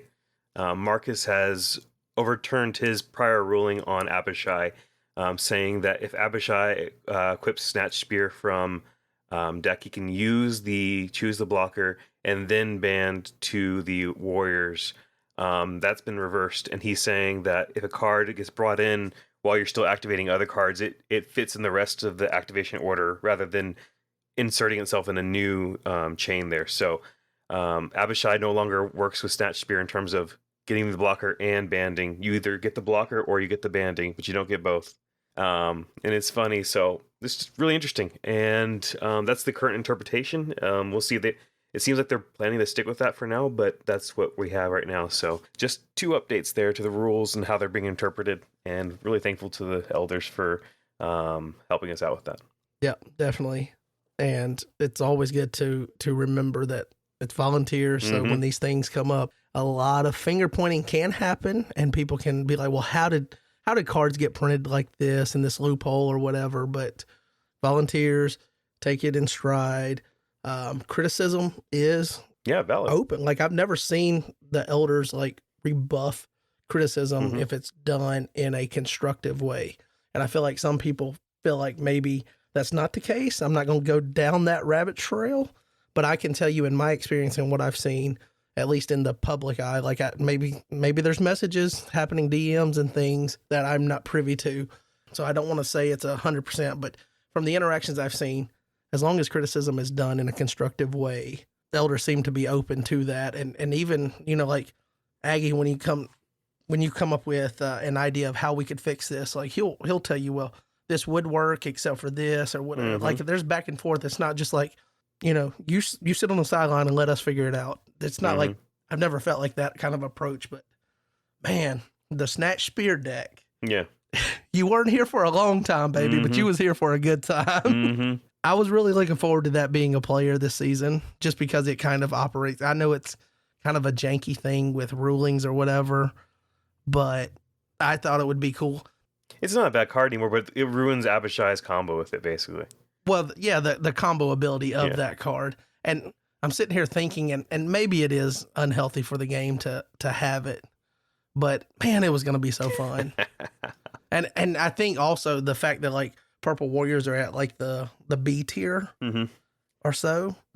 It's not like this thing was happening and being exploited by an A tier deck that was just going to, be, leagues above everything else. But it really had that flair of like back in the day before rotation, when you could get who was it that if David was in play bounced an evil character, Asahel. Oh, okay. And it was like CBN bounce, so like you would get brought in and then you would CBN get bounced. That's awesome. So probably not long-term healthy for the game, but it would have been fun to see a little bit, to see the Purple Warriors run amok for a little while. That'd be funny. I guess with that, we're ready to get into a couple of segments that we got planned here. So we will catch you in the next segment. Let's go. And now, join us as we head into the design lab and brainstorm new card ideas with this week's Ager the Creator. He's Ager the Creator, and I'm just a fly on the wall. So this is where we usually have something carved out to where you share some cool concept ideas, but you rocked the boat a little bit recently. There was a lot of feedback to your article you put out on Land of Redemption, and that article revolved around a resource system within the game of Redemption. So I'm just going to let you have the floor here and give us an overview. And I did read the article. I like to support my fellow podcaster here. I read the article. I looked at a bunch of the card ideas, but it's been a little while back. I guess, what is it? Close to 2 weeks ago, or 2 weeks something ago, like January that. 21st. So. It's not super fresh on my mind, and I didn't review it before we sat down to record. So if I say something stupid about it, just know that I did read it up front. But retention What's my is excuse if I say something stupid about it? I don't know. You're the creator here. I don't know. But there was a lot of feedback and chatter on it, so I definitely wanted to give the opportunity in this segment, instead of doing card design with new card designs, for you to talk about the article a little bit and give it a little bit of legs, and share a little bit more in a not long form, but just sometimes when you're putting stuff down in writing, you can't really get your thoughts across as clearly as you can when you can verbally communicate them. So the floor is yours. Tell us about this idea. Yeah, so I got to post on the Areopagus, the Land of Redemption, opinion Redemption could use a resource system. And one of the things I'm trying to say here is not that we need to put a resource system in all the cards, but what if some of the cards, a portion of the cards, use a resource system? And the traditional example is Magic has lands and mana, and they use that to kind of tone down or increase the power of certain cards. So, like, what could that look like in Redemption? And the first place I went is the implied resource system, which I'm just saying is, like, it's not literally a new resource in the sense of, like, it's in the rulebook. It's just using cards as resources. So my example here was John the Discipler, and Tim made up a really good created card from Daniel's card designer generator. He built these for me. It's really cool. So John the Discipler here, purple hero, and he creates 2 Disciple of John tokens when he attacks. And at any time you may bounce your hero token to draw 1 and protect John from the next evil enhancement played. So the idea is, like, John, he's protected by his disciples. They're out there, like, helping him out. They're giving him resources. They're protecting him. Like, that'd be really cool. And basically, when this card attacks, you know he's got 2 tokens there. Okay, he can protect himself twice. He can draw twice. I gotta measure that. I gotta make sure I work around that. If I can get rid of those tokens before I attack him, then I can cut off his protection. Like, it gives these different ways to play the game. So, like, I like using different resources like that. So I thought that would be really cool here. Also, like, if you attack and they don't even block, you've got 2 tokens to use on the next turn. Just really cool concepts here that at least I find cool. I like. Maybe we could do this with other cards here. But you could have all sorts of things you could use as resources here. Like, what if you had a card that says discard 5 cards from your reserve to do this? Well, like, you're going to only be able to do that twice unless you find a way to fill your reserve up again with other cards. So using other things, other tokens, other parts of your deck, using your deck as a resource, using your reserve as a resources, that's all really cool ways to limit cards. So like this John here, he's limited by the tokens he creates. If a card was using up your reserve, it would be limited by how much cards you have in your reserve. If your opponent nukes your reserve with Voice from Heaven, that card doesn't do anything anymore because it's lost the ability to discard cards from your reserve. But there's all sorts of interesting ways to use this implicit resource system, and I think it'd be really fun. And technically, we already have some cards that do that. We have Esau that sacrifices one of your animals to play an enhancement. There's lots of there's a few cards that do this already. The accumulator feels kind of like that.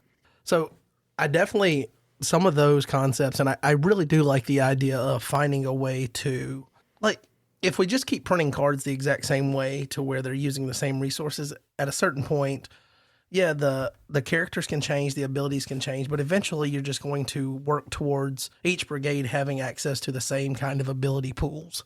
And until you can find a way to be creative with other elements outside of that. And I think that's really cool to look into that design space potential.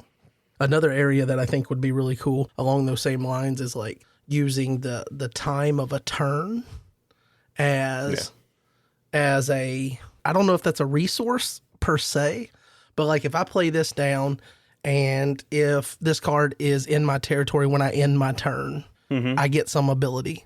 So that means that the opponent has to use their resources instead of negating my character in battle or whatever, have to decide whether they're going to let me get this whatever ability from a place card if it stays on the board for a certain time frame. Or so, like, using aspects of the turn as well as, you know, potential for creating your own tokens or whatever for a resource or outside things outside of just the general pool of abilities currently as a resource.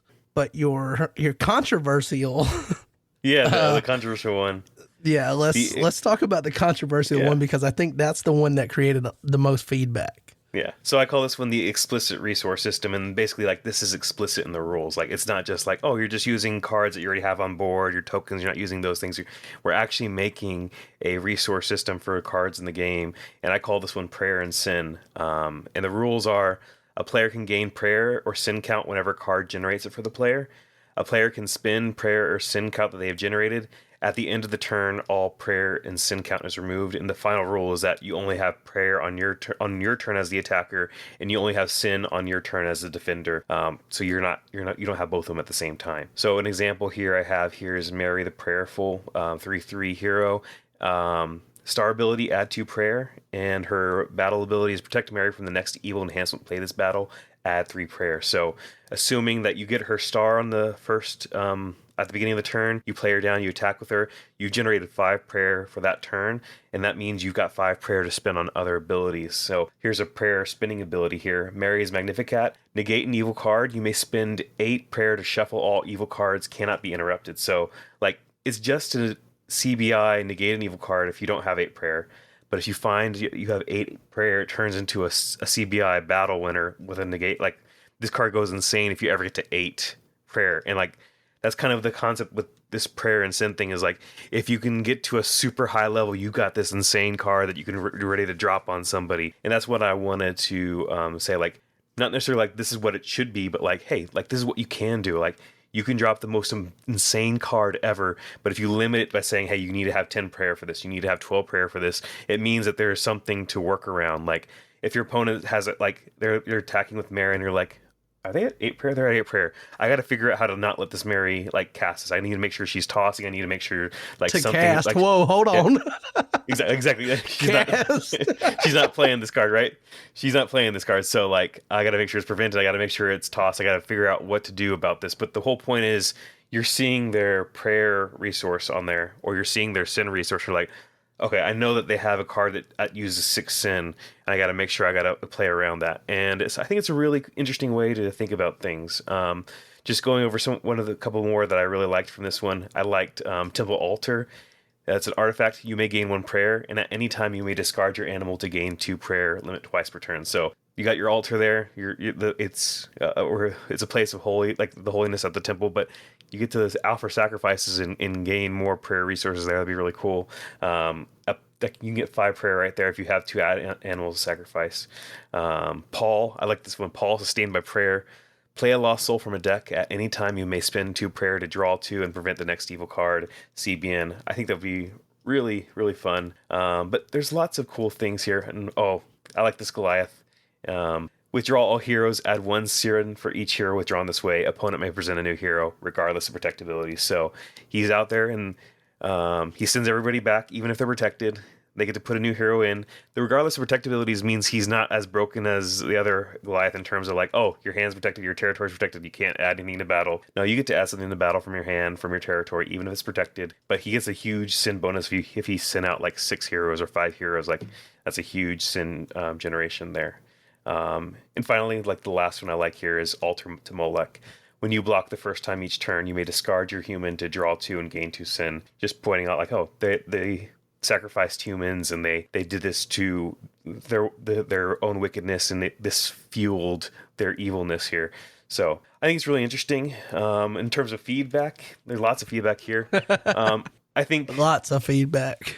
Chad, one of the things he got, like, that really stuck with him is the concept of spending prayer to do this thing. And I think I just use spend as like, I use spend as just a word just to explain the concept in my head. Like, I'm sure there's a better way to do this, but like we talked too about like how, like, and he agrees with me, like, prayer is powerful. Prayer, it changes things. And if you want to find out more about this, check out, message me and I'll send you a link to the whole thread we did. But he didn't agree in how it translated into the game, but that's totally fine. But I still like, and maybe we can find a way to translate in a better way that doesn't seem crazy to him. I don't see it as crazy, but that's because my mind's already my mind works in different ways at times. So I totally understand. But you also know the initial intent that you had, like in your heart when you came up with this idea. Exactly. Someone from the outside, okay, I can earn 2 prayer and I can spend 2 prayer to get a benefit. Yeah. And it's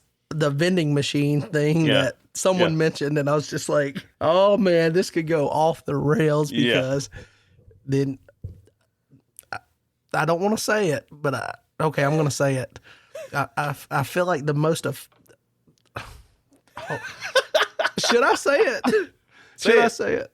I feel like the most offended people by that are those like strong Baptist-ized people that I feel like Baptist people, and I'm not trying to paint everyone into a box, Lord, I am not, but I feel like they take things at face value a lot of times, and like if it looks bad at the face, they don't care if they get into it and they realize it's not what it is at face value. Face value is what they we can't get past that. Like my mom goes to a Baptist church, and I grew up in Baptist church until I was like early teenager, and I'm if it looks bad, it's bad. Like it doesn't get a chance. Like Pokemon is the devil's game, dude. Right? Even though it's just little cute little creatures and things.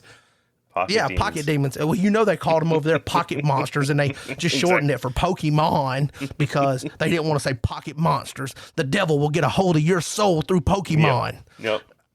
I'm not trying to cast a negative light on people that are of the Baptist denomination. I'm Baptist. I ripped up my Pokemon cards as a kid because my parents didn't like them, and I was like, "I'm sorry, I have this." Did they have a service where they had you come and put it on a burn pile? No. It was my like bad. that. We were That's actually the Pentecostals. My bad. At the time, but yeah, we actually the Pentecostal will have a fire on the altar, and you will come and put your object in the fire to signal or to like that's how you show gain 3 prayer. Yeah, show that you are spending that prayer, baby. No, I love Chad, and we had a really good talk, and I'm Baptist too right now, so like. I knew that when I said that. Yeah. So I totally get that. And like you said, like it all comes down to perspectives. I was looking at the perspective. I already knew what the intent was. I knew what the concept was. I was trying to convey in my mind. But if you don't have that same perspective, it's going to look differently. And this matters though, right? Because like we are trying to convey actual spiritual truths through this game, so we do take this seriously, and I want people that push back. I want people to say, "Oh, I don't feel like this is a great way to say this," and like even if I disagree with them, it's so good to do this. So I love it, and I'm excited for it. So yeah, the discussion's always positive when you talk about things like that, and like even if you disagree with people, when we stop talking is when people start to shut off, and like it's us versus them mentality, and we've got too much of that in our world and our society that we don't need any more of that, and we definitely don't want to bring it into our game. So it's nice to see that could happen, in an open forum, and you guys obviously took it private after a little bit. But no, we didn't take it private. Actually, we stayed all fully public. Is it all on the thread? Yeah, it's all on the thread. Oh, okay. Here's one thing, and this is going to transition to another question that could be a little slippery slope. Not talking about the actual mechanics of it, but when people were talking about prayer and things, I started thinking, well, what else could we call it? And I was thinking like grace. Mm-hmm. Maybe you could have grace. You earn grace. But then when you go into battle because you're doing good works, you're earning grace. You're earning grace. Man, it's not really good at earning grace. You can't earn grace. You can't do it, but it's not works. But it's not works alone. But works could get. So it's a slippery slope no matter what you do. Slippery slope. And so it brings to light this question. I'm just going to ask it. I've got it on here. So I hope you took a look at this, because I don't really know the best way to word the question. But where's the line on when we try to take something? I know we do it with card concepts.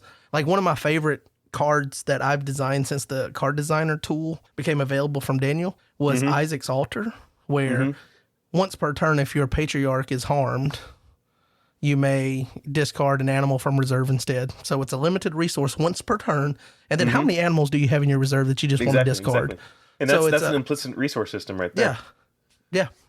Love that design of that card. And I feel like it's true to the story because obviously the sacrifice was provided in the form of the animal and Isaac survived. I mean, obviously you're branching that out to just patriarch, so it's more playable. And I feel like that's okay. But where's that line that we wrestle? Yeah. There's this is in terms of game design, like anytime you're designing a game but you're trying to have lore and you're trying to have game design working together, you have to make compromises between them. And that's just clear. Like every game, like even Magic, they have a lore for the game and they have game design, and the game design and the lore have to fit together. Like obviously, like you have, say, they have a little cat. The cat is just a 1/1 cat, and they also have this human soldier that's an elite vanguard. He's a 2/1, and this little cat kills this soldier because they like 2/1 versus 1/1. That the 1/1 still dies. Like you're like, okay, well, like the lore is broken there, but for game's sake, they keep that the way it is, right? Like in Redemption, we know that there's certain things that don't make sense. Like okay, protecting souls from Son of God. Like the Son of God, like you cannot protect something from God. Like no one has the power to stop God from doing anything, but for game design, we allow cards to be protected from him, right? For game design, like the Son of God should just automatically win you the game when you play it, right? Like Son of God, I got Son of God, I win. It's like it's one card Exodia. Like yeah, like God's all powerful. Like it should be that way, but we know like for game design, we don't want to do that. So we always have to have compromises, and the line is a bit fuzzy. Like it is. That's why we need people. It's definitely fuzzy. It's muddy. We need to have murky. people that are willing to push back and forth on it, and that's where we find that balance. And you won't please everybody all the time, but if you can please a lot of the people most of the time, you get a good game out of it. So that's what I think they've done here. Like there's been disagreements over cards in the past. The Nephilim was not printed because they had disagreements over what the card should be, a hero or a mixed or both. Like, and they said no, this card's too controversial. Ishmael. Let's not try to. Exactly. So there's lots of things like that, and the pushback and people talking with each other and lovingly disagreeing with each other in Christ. That's what we do as game designers. You can never fully translate lore into. It's never going to be perfect, but you do your best to convey a message through it, and I think it's really cool. So that's how I'd answer that question there. Personally, I think that with so many different backgrounds, like obviously. I think at the core, most players, well, let's just not categorize everyone, but the vast majority of players that are playing this game, I feel like, have a Christian background. And then within that, you open that up, and that's Pandora's box because there's different denominations. The creator of the game is Catholic now. Didn't used to be, but is now Catholic. So at some point in life, he changed. So his family's there. You have Baptists we talked about. I even, made a little joke about Pentecostal, which is in my branch. But, and then you have the cutting edge people that are like, oh, we're non-denomination. No, you basically just don't want to have oversight from another governing body, and you just want to do your own thing. Denominational, basically Baptist. Which is fine. Often, at least. Well, yeah. Or snake handlers. One of the two. Exactly. And I'm not coming to your church and handling snakes, okay? So exactly. I'm out at that point. That's where my Pentecostal cuts off. Like, I'm not watching you handle snakes, and I'm not coming to handle them either.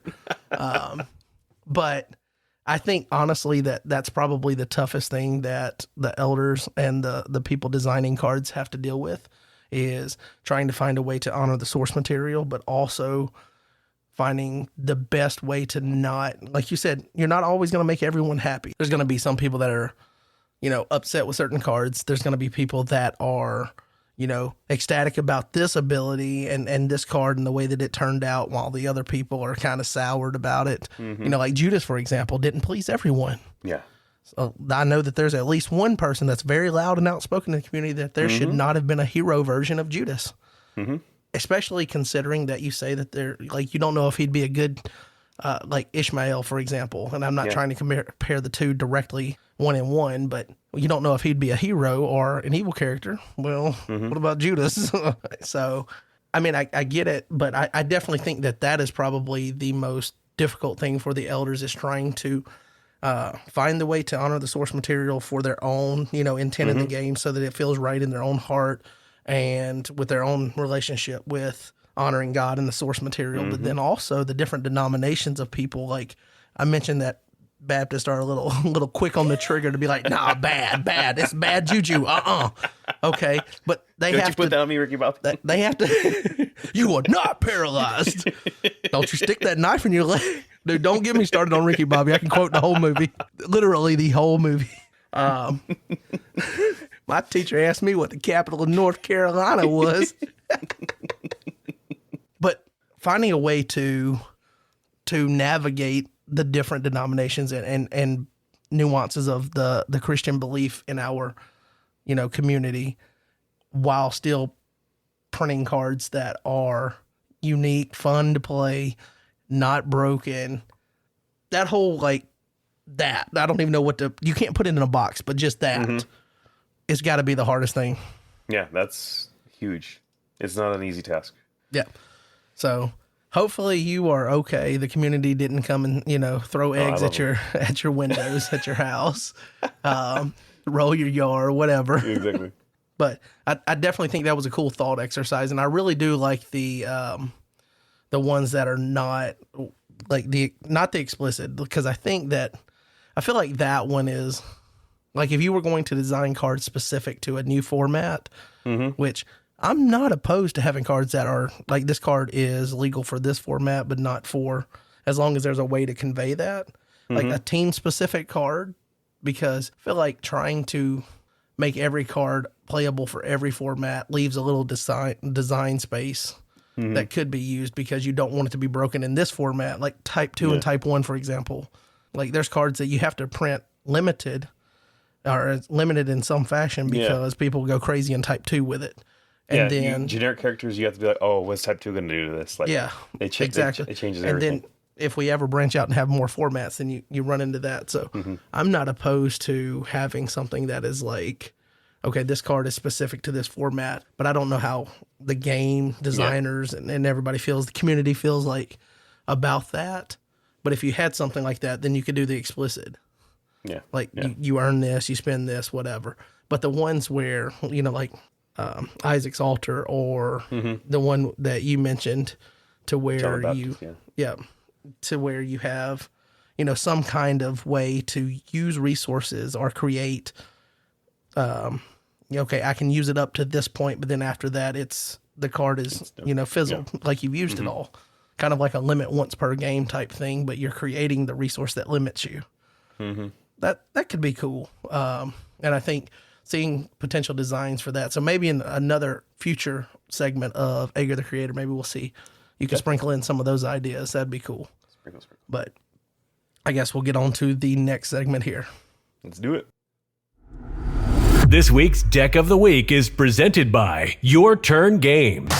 Join us as we take a deeper look at a deck that has sparked our interest and spotlight the mind behind it. Yeah, if you thought we were done talking about Baboony Tim's Gauntlet after spending the first almost hour talking about it, you were sorely mistaken. Sorely mistaken. Yes. But we're going to do it with a little different perspective, because we've got Jake here, who created the take version of Joshua and Thieves, which I think was the base for what ended up winning the Gauntlet. So we'll talk about that. As always, this segment is sponsored. Well, I mean, the whole podcast is sponsored by Your Turn Games, but specifically this deck and the cards we talk about. Obviously, a lot of them are going to be coming from the latest set, Israel's Inheritance, that is available at Your Turn Games. So if you need any of the cards to build any physical deck, but mainly, if you want to try out one of these Gauntlet decks and you find yourself short some cards, you know where to go get them from. The best retailer for singles in the community. Obviously, you can't get those from Cactus Game Design. And I mean, let's just be honest. Your Turn Games has cornered the market because they have the best service. They've got the best offerings. Go check them out. But we're going to talk about Take. So I do think you need to come up with a more unique title. What? Your title game needs a little work. I mean, It's very explicit to what the deck is trying to do. It's very explicit. Makes sense too. But give me some. I want mystery in my life a little bit. Don't tell me with the name. Mystery. if Jaden puts out this deck and he says this is the take deck, well, we know what he's doing. He's taking on offense, taking on defense. Yeah. Sounds right. Like a deck's supposed to convey what it does. That's what it does. I like a little nuance with the like make me guess. Oh, what is that? Yeah. Let me check it out. Ooh. But anyway, so take Joshua Crimson Shadows Thieves, and the Golden Knight. Yeah. and it's kind of cool because I know that you played Crimson defense, mainly Thieves. I don't remember if you had much splashed with it or if it was just all Thieves at Nationals in Knoxville, Tennessee. Yep. What was that? 2 years ago. Yep. And so last year, then you went Nativity Herods, and now you're able to pull that defense that you had worked on and pair it with a new offense, because sometimes things just aren't ready yet. Like you just got to let them marinate, and then with the new set, maybe it brings to life something that wasn't as competitive before, but now it can be at the forefront. Not that Thieves weren't competitive last season, because we saw that big win in the Lucky Grand Prix with Jared pairing, Genesis, or not Genesis. What was it? It was the Royal stuff, the taxes, whatever. So I guess he was taxes and take, maybe. Yeah. But that was a great win for him. So Thieves had a little bit of success throughout the tournament season last year. I think if Thieves was like a B+ defense last year, like not like insane, but good enough to like really wreck some days, and it's got some insane draws. Obviously, it's got one of the most important, like one of the strongest stars in the game with Purloin, the star ability to take a card. Just like a star ability that's basically effectively uncounterable, not technically, but effectively uncounterable. You just take any card from your opponent's side of the board. That's crazy. Like obviously, that's useless on turn 0 most of the time, unless they star out a Meek Disciple or something. But if that hits later in the game, that is just backbreaking. That thing on its own, you're like, you just get to take card for free. Like you get to, oh man, that's crazy. Like you take my best fort, you take my best like character. Like that ruins a lot of. That ruins. It can help ruin a lot of people. So for me, what's the wording on that? On Purloin, does it say Purloin here? Let's see. Take a card except a dominant. So on the star ability, you get to take anything that's not 3 woes, basically. Like. And then the actual card itself is ITB. If used by a thief, you can take a card to hand or territory. The enhancement can steal the 3 woes. So, like, this card is really good. I was just thinking when you first mentioned it, if they did the, what is it, on Authority of Christ, I'm going to set my hero to the side for 2 turns so they can get that quick counter, and then you can take their hero. Yes, and they're not drawing any cards anymore. So sometimes it does happen on turn 0. Usually it doesn't happen on turn 0. Usually it just fizzles on turn 0. You don't reveal it. But if it ever does, you're like, dude, I just blew you out. Like you set a character aside, you thought you were gonna draw 3 on your next turn, and now I had that card, and your star is completely wasted. And now I know you have Authority of Christ for nothing. Exactly. Back to Thieves. We have here this deck. I felt like it was a B+ defense last year. It was good, but like not fully consistent. It didn't have everything it needed. I didn't actually like Den of Thieves back then, because one of the things you're doing with Thieves is you're often just stealing good enhancements from your opponent just so they can't play them, and then you're fighting real fights. Well, that's changed now because of the new introduction of these Joshua cards, and Joshua does a few things for Thieves that really changes how the game plays. Joshua starts stealing cards from them. When you're attacking the Joshua cards and you're usually stealing their evil cards. That means that you have a greater influx of stolen evil cards that now your Den of Thieves can play on your Thieves. As I said before, like if you were just stealing good enhancements, your Den of Thieves was never doing anything in terms of playing those enhancements. But now that your Joshua offense is stealing those cards, it's doing that. Joshua offenses are also amazing at breaking up Storehouse. There's multiple ways. They have Joshua's sword to break up Storehouse. They have spies at AI to steal Storehouse from their deck. They have Joshua's officiators to steal Storehouse from play. The deck just has a ton of ways to mess with their hand protection on its offense. So now both your defense and your offense are trying to strip apart their hand protection, start stripping away their hand. And because both of them are looking at your hand every turn, like you have so much hand information, you're kind of like, every time they get a chance to draw, you're like, okay, I'm taking the best card out of there. I'm taking the best card out of there. It starts piling on itself with rolling in this rolling level of just like synergy. The synergy keeps on flowing and flowing, and I do believe Joshua Thieves is the best combination for both of these. In fact, I'm worried that this might be too good, and like this might actually be the most annoying deck ever eventually if players keep on like iterating it. Like I'm one of the first people to actually mention this as like I think this could be a really good deck, but we've seen Baboony iterate on this. I know other people are like putting their own spin on this. I'm not saying I've got the best version here, but people are building it up and strengthening it. We got Satan's Seat there as a negate all protect abilities. There's just lots of strong cards in this deck, and it's very threatening. It's taking cards out of your hand. It can ruin your combos if you're trying to run a combo. It's just very powerful. Barabbas got a lot better with these Joshua cards, because if you on your first turn you drop Promised Land and steal the unsuccessful from their hand, now your Barabbas can instantly unsuccessful playing it from your hand without them getting initiative at all.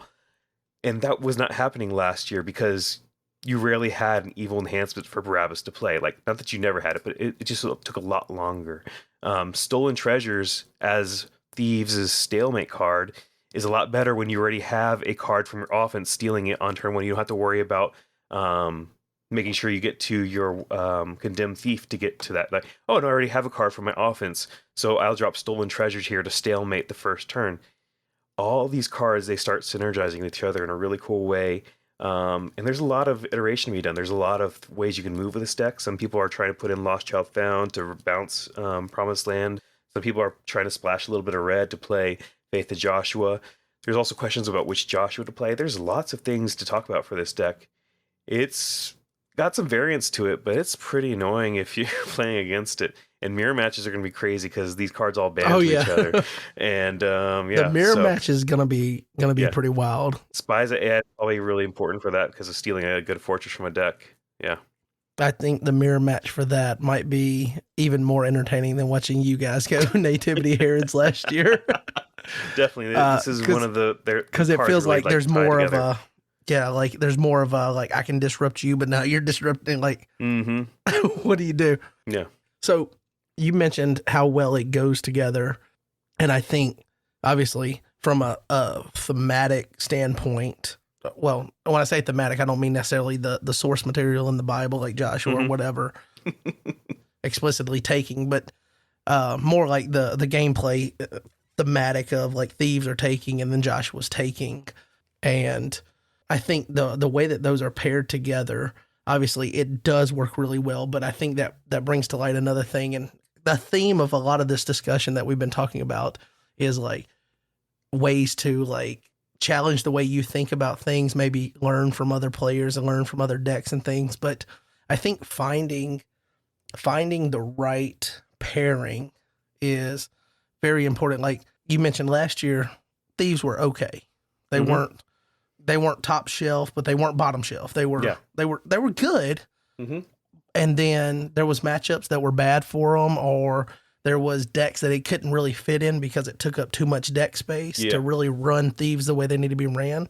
Because a deck that's really leveraging the play of Thieves is going to dedicate more defensive slots and be closer to a balanced deck or a mid-range deck versus a hyper aggro deck, which I think there's still a lot of distinction between players of whether they want to slide that, move that slider towards a mid-game or mid-range deck, or if they want to try to be that, I'm going to try to win in 3, max 4 turns. Yeah. And I think taking that understanding and just throwing it to the side, but looking at just the bare bones of how I can find the best pairing, because some deck, and I mentioned it earlier, it might not be good now, but something comes out. Sometimes it's good to go and revisit old decks and see what has come out to make them better, because you end up finding a way. Now, I mean, this is like the perfect marriage. This is like, what we hope for Tyler and his his fiance there. Yeah. The perfect marriage, where she lets him keep making redemption cards and spending all of his time with redemption and being a team player and all that. But you're not going to get like just the perfect thing a lot of times, but you can kind of use that whole like concept of what has come out that might work well with this. Like there's a couple of decks that can work with Canaanites a little bit. Moabites works well with some things and not so much with others. Like, I think the Moabites actually, for a quick up-tempo deck that can, okay, I can play this guy in territory. He's going to go and search this guy. He's going to search this guy. I've got my defense. Yeah. Well, that's what a quick, fast deck needs. They don't need a lot of staying power. So it depends on how you apply things. But seeing that this goes together the way it did was definitely like, it almost feels like since Tyler did, I believe, help with designing the Thieves last year, or not last year, but now he's designing sets. Maybe he created an offense to pair with it and was like, oh, boom. Maybe it ends up being like that annoying deck that ends up being just too much later on down the road. And maybe we get to blame Tyler and say, hey, you made the mistake of doing this. But what do you think the weaknesses, like we know a lot of the strengths of it, you know, like you talked about being able to rip through hand protection. And the one thing that Thieves were weak to is hand protection. And now you have an offense that helps rip through it. What are the weaknesses? It might have some problems with Soul Hide and Soul Protect, but it does have action. It does have answers to those if they tech for it. Honestly, like this deck, like because it interacts in the way where it's stripping cards out of your hand, it kind of just fights the fact that it fights its own weaknesses just by like trying to get them out of your hand before you have a chance to use them, right? Like, oh, this card is weak to Soul Hide, but like, oh, what if I strip away all the Soul Hide out of your hand before you have a chance to use it? You're like, yeah, well, there's a good point there. And that's one of the things, like, when this deck flows well, it's so hard to beat because they take the cards that you need to beat them. And you're like, oh, I needed that card to ruin your combo, but, like, now it's in your hand. And that's one of the dangerous things about this deck is because when it flows well, it's just kind of like they took the cards I needed to beat them, and now I can't get them back, and I can't protect my hand, and all these things are going wrong. That comes back down to earlier. Like, huge specific earlier, weaknesses. we talked about identifying, like the top players are identifying what the other player's playing quickly, and then finding out where the point of disruption is. Yeah. So the player that's able to identify that with this deck and can target the main cards that need to be targeted to disrupt their strategy is actually probably going to propel this deck a little bit. So at a certain level, this deck probably has a baseline of this is where it's at. In relative to other meta decks. And then I feel like there's room because you have to know what to take and things, what to target. There's room for it to have a lot of variance at the top. Like the headroom of it is based on the pilot and knowing what to target and things. So I think that's going to be interesting to watch as it continues to develop and get, you know, you were talking about just new iterations of it throughout the tournament season, seeing where the top players elevate it to. Yeah. I can have one weakness here. If you can get rid of Joshua on their offense, it kind of helps tone down their offense. A lot of these cards are specifically saying, if you have Joshua in play, I get to take an extra card. If you have Joshua in play, I get to do something else. So if you can get rid of Joshua from their actual board, it can slow down their offense a little bit. But yeah, this deck is just very annoying. There's a lot of power in it. There's a lot of different little variations too. So it's just something to be aware of, and I think we'll need more time as a community to see if we can find strong ways to answer this deck. But currently, it's pretty brutal in what it can do, especially if it runs really hot.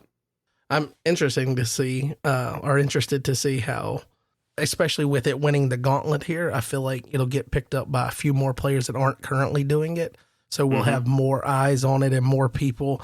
And if, you know, we are as players willing to make some modifications and put our own spin on it, we'll get to see a lot of variance and things within it.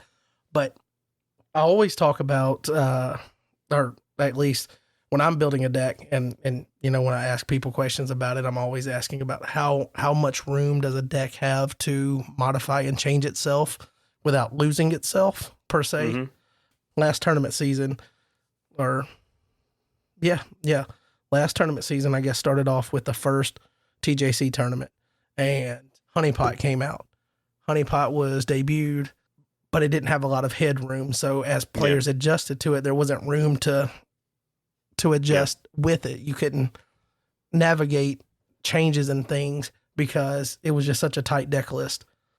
How much variance do you think this has? And I think it's obviously got a lot more because you're talking about two themes that work so well together. So if you need to, it's almost like a give and take. You could go more offense on. That's funny, give and take. Exactly. But it's just take. Take. But I feel like there's probably a little bit more room because it's just built into the themes. This is what both of these themes are doing, and they have different cards that do it. So there's a little bit more room based on that alone. But how much headroom do you think this deck has for adjustment? Yeah, the offense can definitely see. You can see a lot of different versions of it. There's people running Me Dad. There's people running. There's all like different types of Rahabs. Like the yellow Rahab is pretty good. Like she grabs Scarlet Line. She negates protectabilities or evil protectabilities. Yes, she can negate evil protectabilities. So that means like she's countering Woman at the Bez on her own, like right there at the start. There's different, like, but there's also the white-red Ahab who can play Lost Child Found, and she can protect your Joshua Heroes and territory, which doesn't work with Satan's Seat, but maybe you don't need Satan's Seat. Maybe you're like, oh, I can handle their storehouse. I don't need Satan's Seat. I don't need to worry about that. I can just take their storehouse, whatever. So, like, there's lots of variants here. You can go a little bit more angel heavy. There's an angel here, the Lord's Army, that protects lost souls and restricts evil dominance. Very good. And there's all sorts of things here. Because you have a splash from Clay here, you have access to Clay through the Bearers of the Ark and the Trumpeting Priests. It's crazy. There's some cards you definitely have to have for sure. You need to have one of your Joshuas, but there could be 3 different Joshuas you could run. You could run the Conqueror, you could run Joshua Son of Nun, you could run Joshua the Commander. All of them have their own niche, and they're all really good. I think you're definitely running Teaching in Parables and Amazing Faith locked in for sure. But otherwise, there's a lot of room to switch these out. You're probably running Caleb for sure, but overall, in Captain of the Host, he's absolutely amazing for this deck. Drawing 3, negating cards, CBN, and banding, all 3 of those really good. But yeah, there's a lot to be seen. Book of the Covenant's probably going to be a staple for this deck, but what Covenants are going to use when you're in reserve? What are you going to be doing? Like, are you going to be running a Covenant of Prayer if somebody tries to Edomite banish your Son of God, so you get a 3rd Son of God in the game? Like, there's so many ways this deck can go. So I'm really interested to see how it moves. I'm hoping it doesn't get so popular that it kind of makes everything annoying. But good luck with that. Yeah. After the Gauntlet, I think it's going to get a little bit more popular, and then if it wins, say like a Grand Prix or something, or if it shows up at the top of the leaderboards at the Kentucky State Tournament, which is the first big tournament of the season. If I had to put you on the spot right now, and I'm doing it, so I'm putting you on the spot, assuming that we have Top Cut at Nationals again, which I hope we do, because Top Cut, that was my first experience with it since we've been back in the, I guess before that, the last time was 2019. But anyway, Top Cut makes everything so much better, and you feel like you got the true winner out of the field. But if we have Top Cut, so top 8, how many versions of Joshua and Thieves do you think find their way into the top 8? We are half a year away, so there's a lot that can be changed. But I'd say 2 minimum at the current state, without a dramatic change. There always could be a promo release between here and there that changes things. There always could be something that really breaks things up. But 2+ is what I'd say currently. Currently, there's enough of a broad field that I wouldn't be surprised to see a lot of different decks in the top 8. But also, if you told me at the end of the year, there were 6 takes or Josh Thieves, whatever variants, they don't want to call it take, whatever. There could be 6 Josh Thieves or 8, I don't know. But currently, I'd say at least 2+. And we'll see how it goes from here. We'll see. We'll do the take watch as we keep on going through the year. Yeah, we'll do the take watch. But are you setting the floor at 2 because you and Tim are going to be there playing it? No.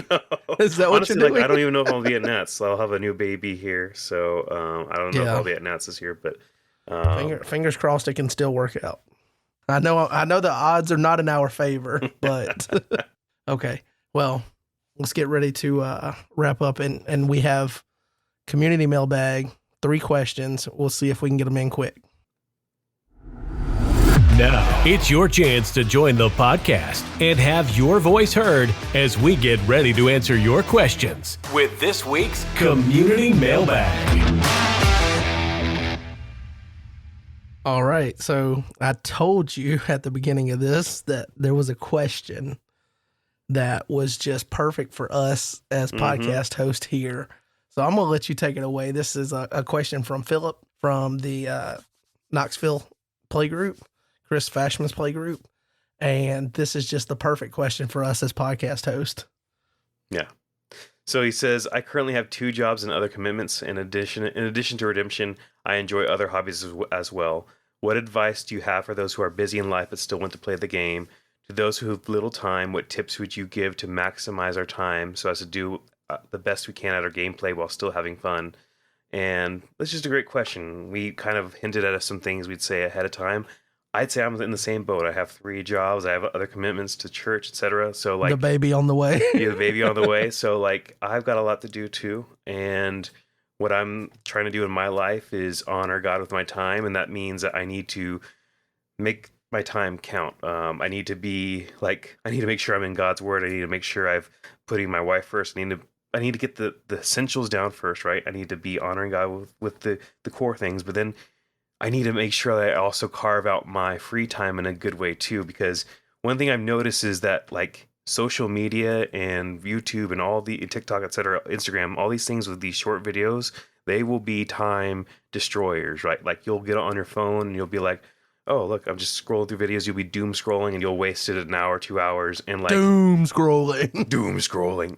Like that, honestly, like if you think about that and you ask yourself, hey, would I have rather spent that 2 hours watching random videos on YouTube, or would I have rather played a game with my friends? And you'd be like, I would have rather played a game with my friends. So maybe we do is we start noticing how we're spending our time.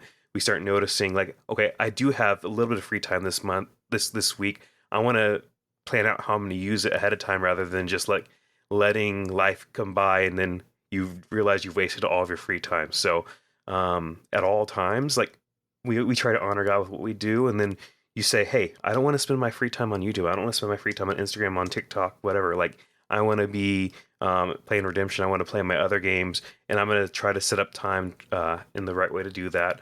So there's that. Maximizing your time in Redemption. Read some good articles. Listen to good podcasts. Like listen to this podcast. Put on some of the podcasts. We got to get more than one a month out. Exactly. That's on us. That's on us, big dog. If you can like have a screen reader read these articles from Baboony Tim while you're like doing like you're running or walking, you're doing something else, like you're walking the dog, and you can be listening to Baboony's article from a screen reader. Like there's all sorts of ways that you can actually like maximize your time with that. And at the same time, do remember this is a hobby. Like if you have a week where like the week is too full, I'm not gonna be able to get to Redemption, don't sweat it. Like this is still just a fun thing. It's not meant to be your job. So like, don't say, hey, like I didn't have time to do it this week. I'm not going to sweat it. It's going to be fine. We'll get back to it whenever I can. As always, family is more important. Friends are more important. Your God is more important than this game. But I like to play it. So I like to try to carve out time when I can, as long as I don't ruin anything that's vital. Definitely finding the right balance is important. One thing that I would like to say, and you kind of mentioned doom scrolling and that I can tell you that I have found myself with free time in the moment, but feeling like I don't have free time because I've gotten so used to doing certain things and it's almost to where, like, especially in our society today, we have to be really intentional about what we're doing and what we choose to do, because if we don't make a decision, we're going to end up falling into those bad habits of like, I wasted this much time playing on this stupid device. And I think finding a way to be intentional to where, like if I want to make sure that I spend time with a certain person, like I have to set time aside and make it an important thing. So I think first of all, deciding where you want this to fall within your list of priorities. Where do you want Redemption to be? Yeah. But then be realistic. Be realistic. Don't say I have very little time for Redemption, but I want to be the best at Redemption, because those no bueno. It doesn't happen. You can enjoy playing the game, but if you want to be the best at playing the game, it requires a commitment. And if you want to know what commitment, just look at Tim, for example. He's the most recent winner of the main category, type 1. Look at how much effort and time he's putting into redemption. If you're not willing to do at least that much, then don't have an expectation that you're going to perform better than him.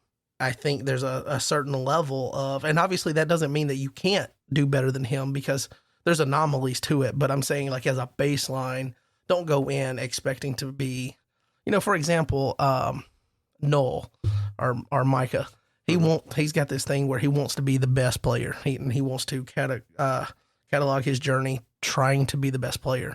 Well, now I think he knows that comes with certain upfront commitments. Like he has to dedicate more time, more resources, more energy and effort to redemption to potentially have a chance to reach those goals. Because if you put too much stress on, like, I want to be the best, but I have little time, and then you go out to a tournament and you don't do well, you can really get down on yourself. And I think you have to make sure you're enjoying the game. Don't ever let the burden of being great overcome the fact that you enjoy playing the game. And if you're only playing to be great at the game, I can't help you. Yeah. Like that's if you don't find enjoyment outside of winning, then I personally can't help you because I haven't done enough winning to where that's all my source of joy for the game. Yeah. I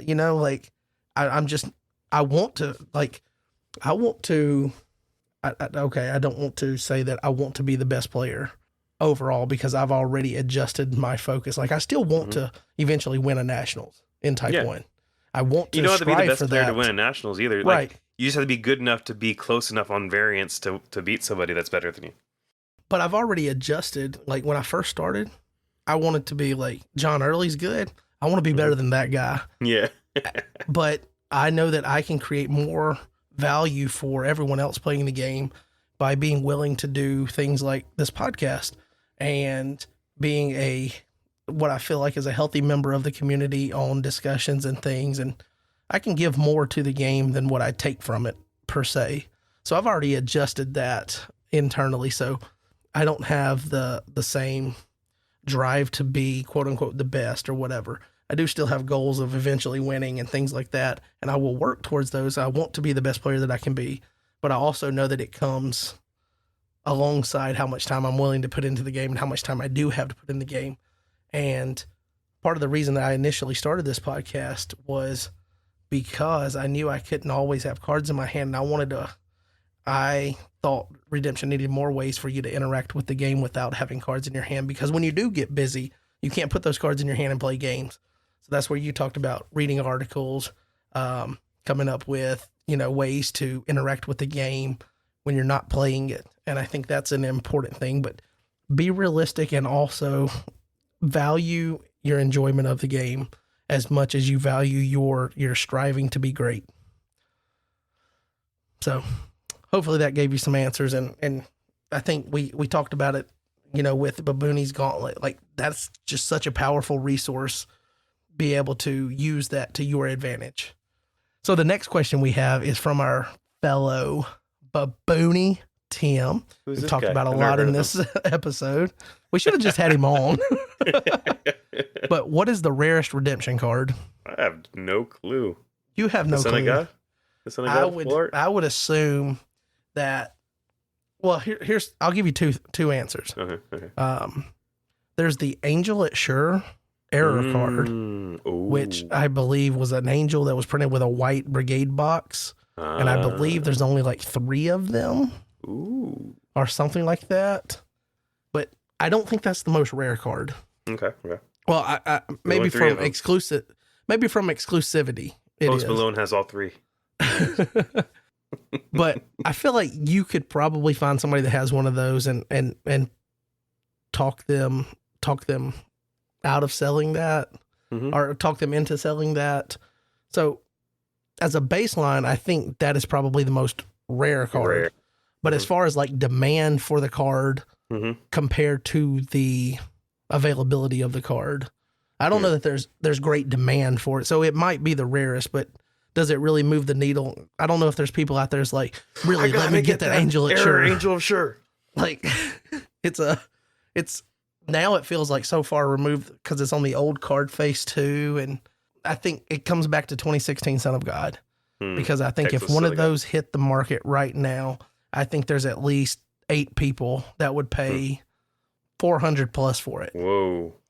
I really do believe that. And I think that I mean, my wife would kill me, but I'd probably be one of them to get a second copy because I've got all the other 2016. And if I could have another set, I still think it would be really cool to, assuming Keegan keeps with it, be really cool to, like, as a graduation gift, give him the set of the 3 2016 promos. He ain't getting mine, but if another one were to come available and I could acquire that, I think that would be a really cool personal gift because of how much time we've spent with Redemption in his formative years, growing up. But I would say 2016 Son of God is the most rare because the demand is there that even if one became available, somebody said Angel It sure is available, I want this much for it. It would probably sit there a little while before a buyer showed up or someone willing to spend the money to get it. I don't think you would have the same problem with, or the same issue selling a 2016 Son of God. If it was made available, I think the demand would, me and you, for example, if we both wanted it, like, we would have to then compete against each other to get it. Like, who's getting that card? Is it first come, first serve, or do they do an auction style? The demand is, so I think Angel It Sure, from all accounts that I know of, I think is probably the most rare, but I think rare with the tie-in for demand and the fact that it would move quickly if it was made available. For example, Chazmanian put on on Discord, he was like, I really want 2016 Son of God today, literally today. When's the last time you saw somebody ask for Angel It Sure? Never. I didn't even know it existed. Yeah, so that's what I'll say about that. You want to hit us with this last one? Yeah, this is from Luke. He's always asking good questions on Discord. And when one is deck building, how does one discover good combos and cards to include in a deck, and which combos and cards are bad and should not be included so that one can progress in deck building beyond building around a particular theme? And for that one, I'd say, like, it's experience, but it's also building in some internal, like, categorizations in your own head. Like, you start saying, okay, this card, it's a battle winner, but it's slow. I like to use the terms fast and slow. A card is slow if it can only be played when you have initiative. A card is fast if it can be played during special initiative. So, like, I've already categorized these in my head. Like, I look at a card like The Lord Fights for You. I go, okay, slow, battle winner, also wipes territories. That's interesting. So I keep that in mind. Like, if I can make that CBN, maybe that's more powerful. If I can find a way to play that with a card like Interrupt the Battle, draw 3, play the next. And you can do that. I don't think that's strong enough. But the point is, you start running through these combos in your head because you start categorizing cards. Like, okay, there's these cards that, like, the Interrupt, draw 3, play the next. Those kind of speed up slow cards. And you think about, okay, maybe I can combine these together. And then you start looking at other cards like, this card's a battle winner, but this card is also a battle winner, and it's a lot better, right? Mary's Magnificat, it's Interrupt the Battle, reserve all evil characters. That's a better battle winner than a lot of these cards because it's fast and it still wins the battle. So when you start getting in your head putting labels on cards like, okay, this one's fast, it wins a battle, and it does another thing. Okay, this one's slow, and it wins the battle, and it doesn't do another thing. Okay, now I'm starting to compare these cards against each other, and then you see how this one seems to be a lot better. Does this one have anything that's better about it? Oh, maybe this card has a certain book of the Bible that means it can be CBN on this character. Really, it's going to be a lot of experience, a lot of, like, training yourself, and, like, trial and error too. Like, maybe you evaluate a card as, oh, this card looks like a 7 out of 10, and then later on you find out, no, that was a 4 out of 10, or you find out, no, it's a 9 out of 10. I undervalued cards.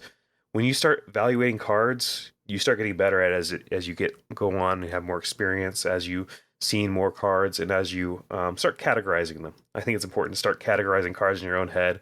Like when we were looking at Israel Inheritance cards, we were already categorizing them like, this card looks like it can be useful for this strategy type thing. So that's what I'd say on that regard.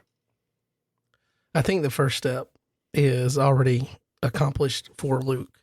I think asking the questions and being willing to put yourself out there and reach out and ask people for their advice on certain cards. Now, I think where Luke struggles a little bit, and I don't want to say this like a high and mighty thing, but sometimes it's a little frustrating to see certain questions asked about certain cards when I feel like the the real thing is, as players, we need to do this. And I think Luke is needing to work towards that, is building up confidence in what our belief is on a certain card.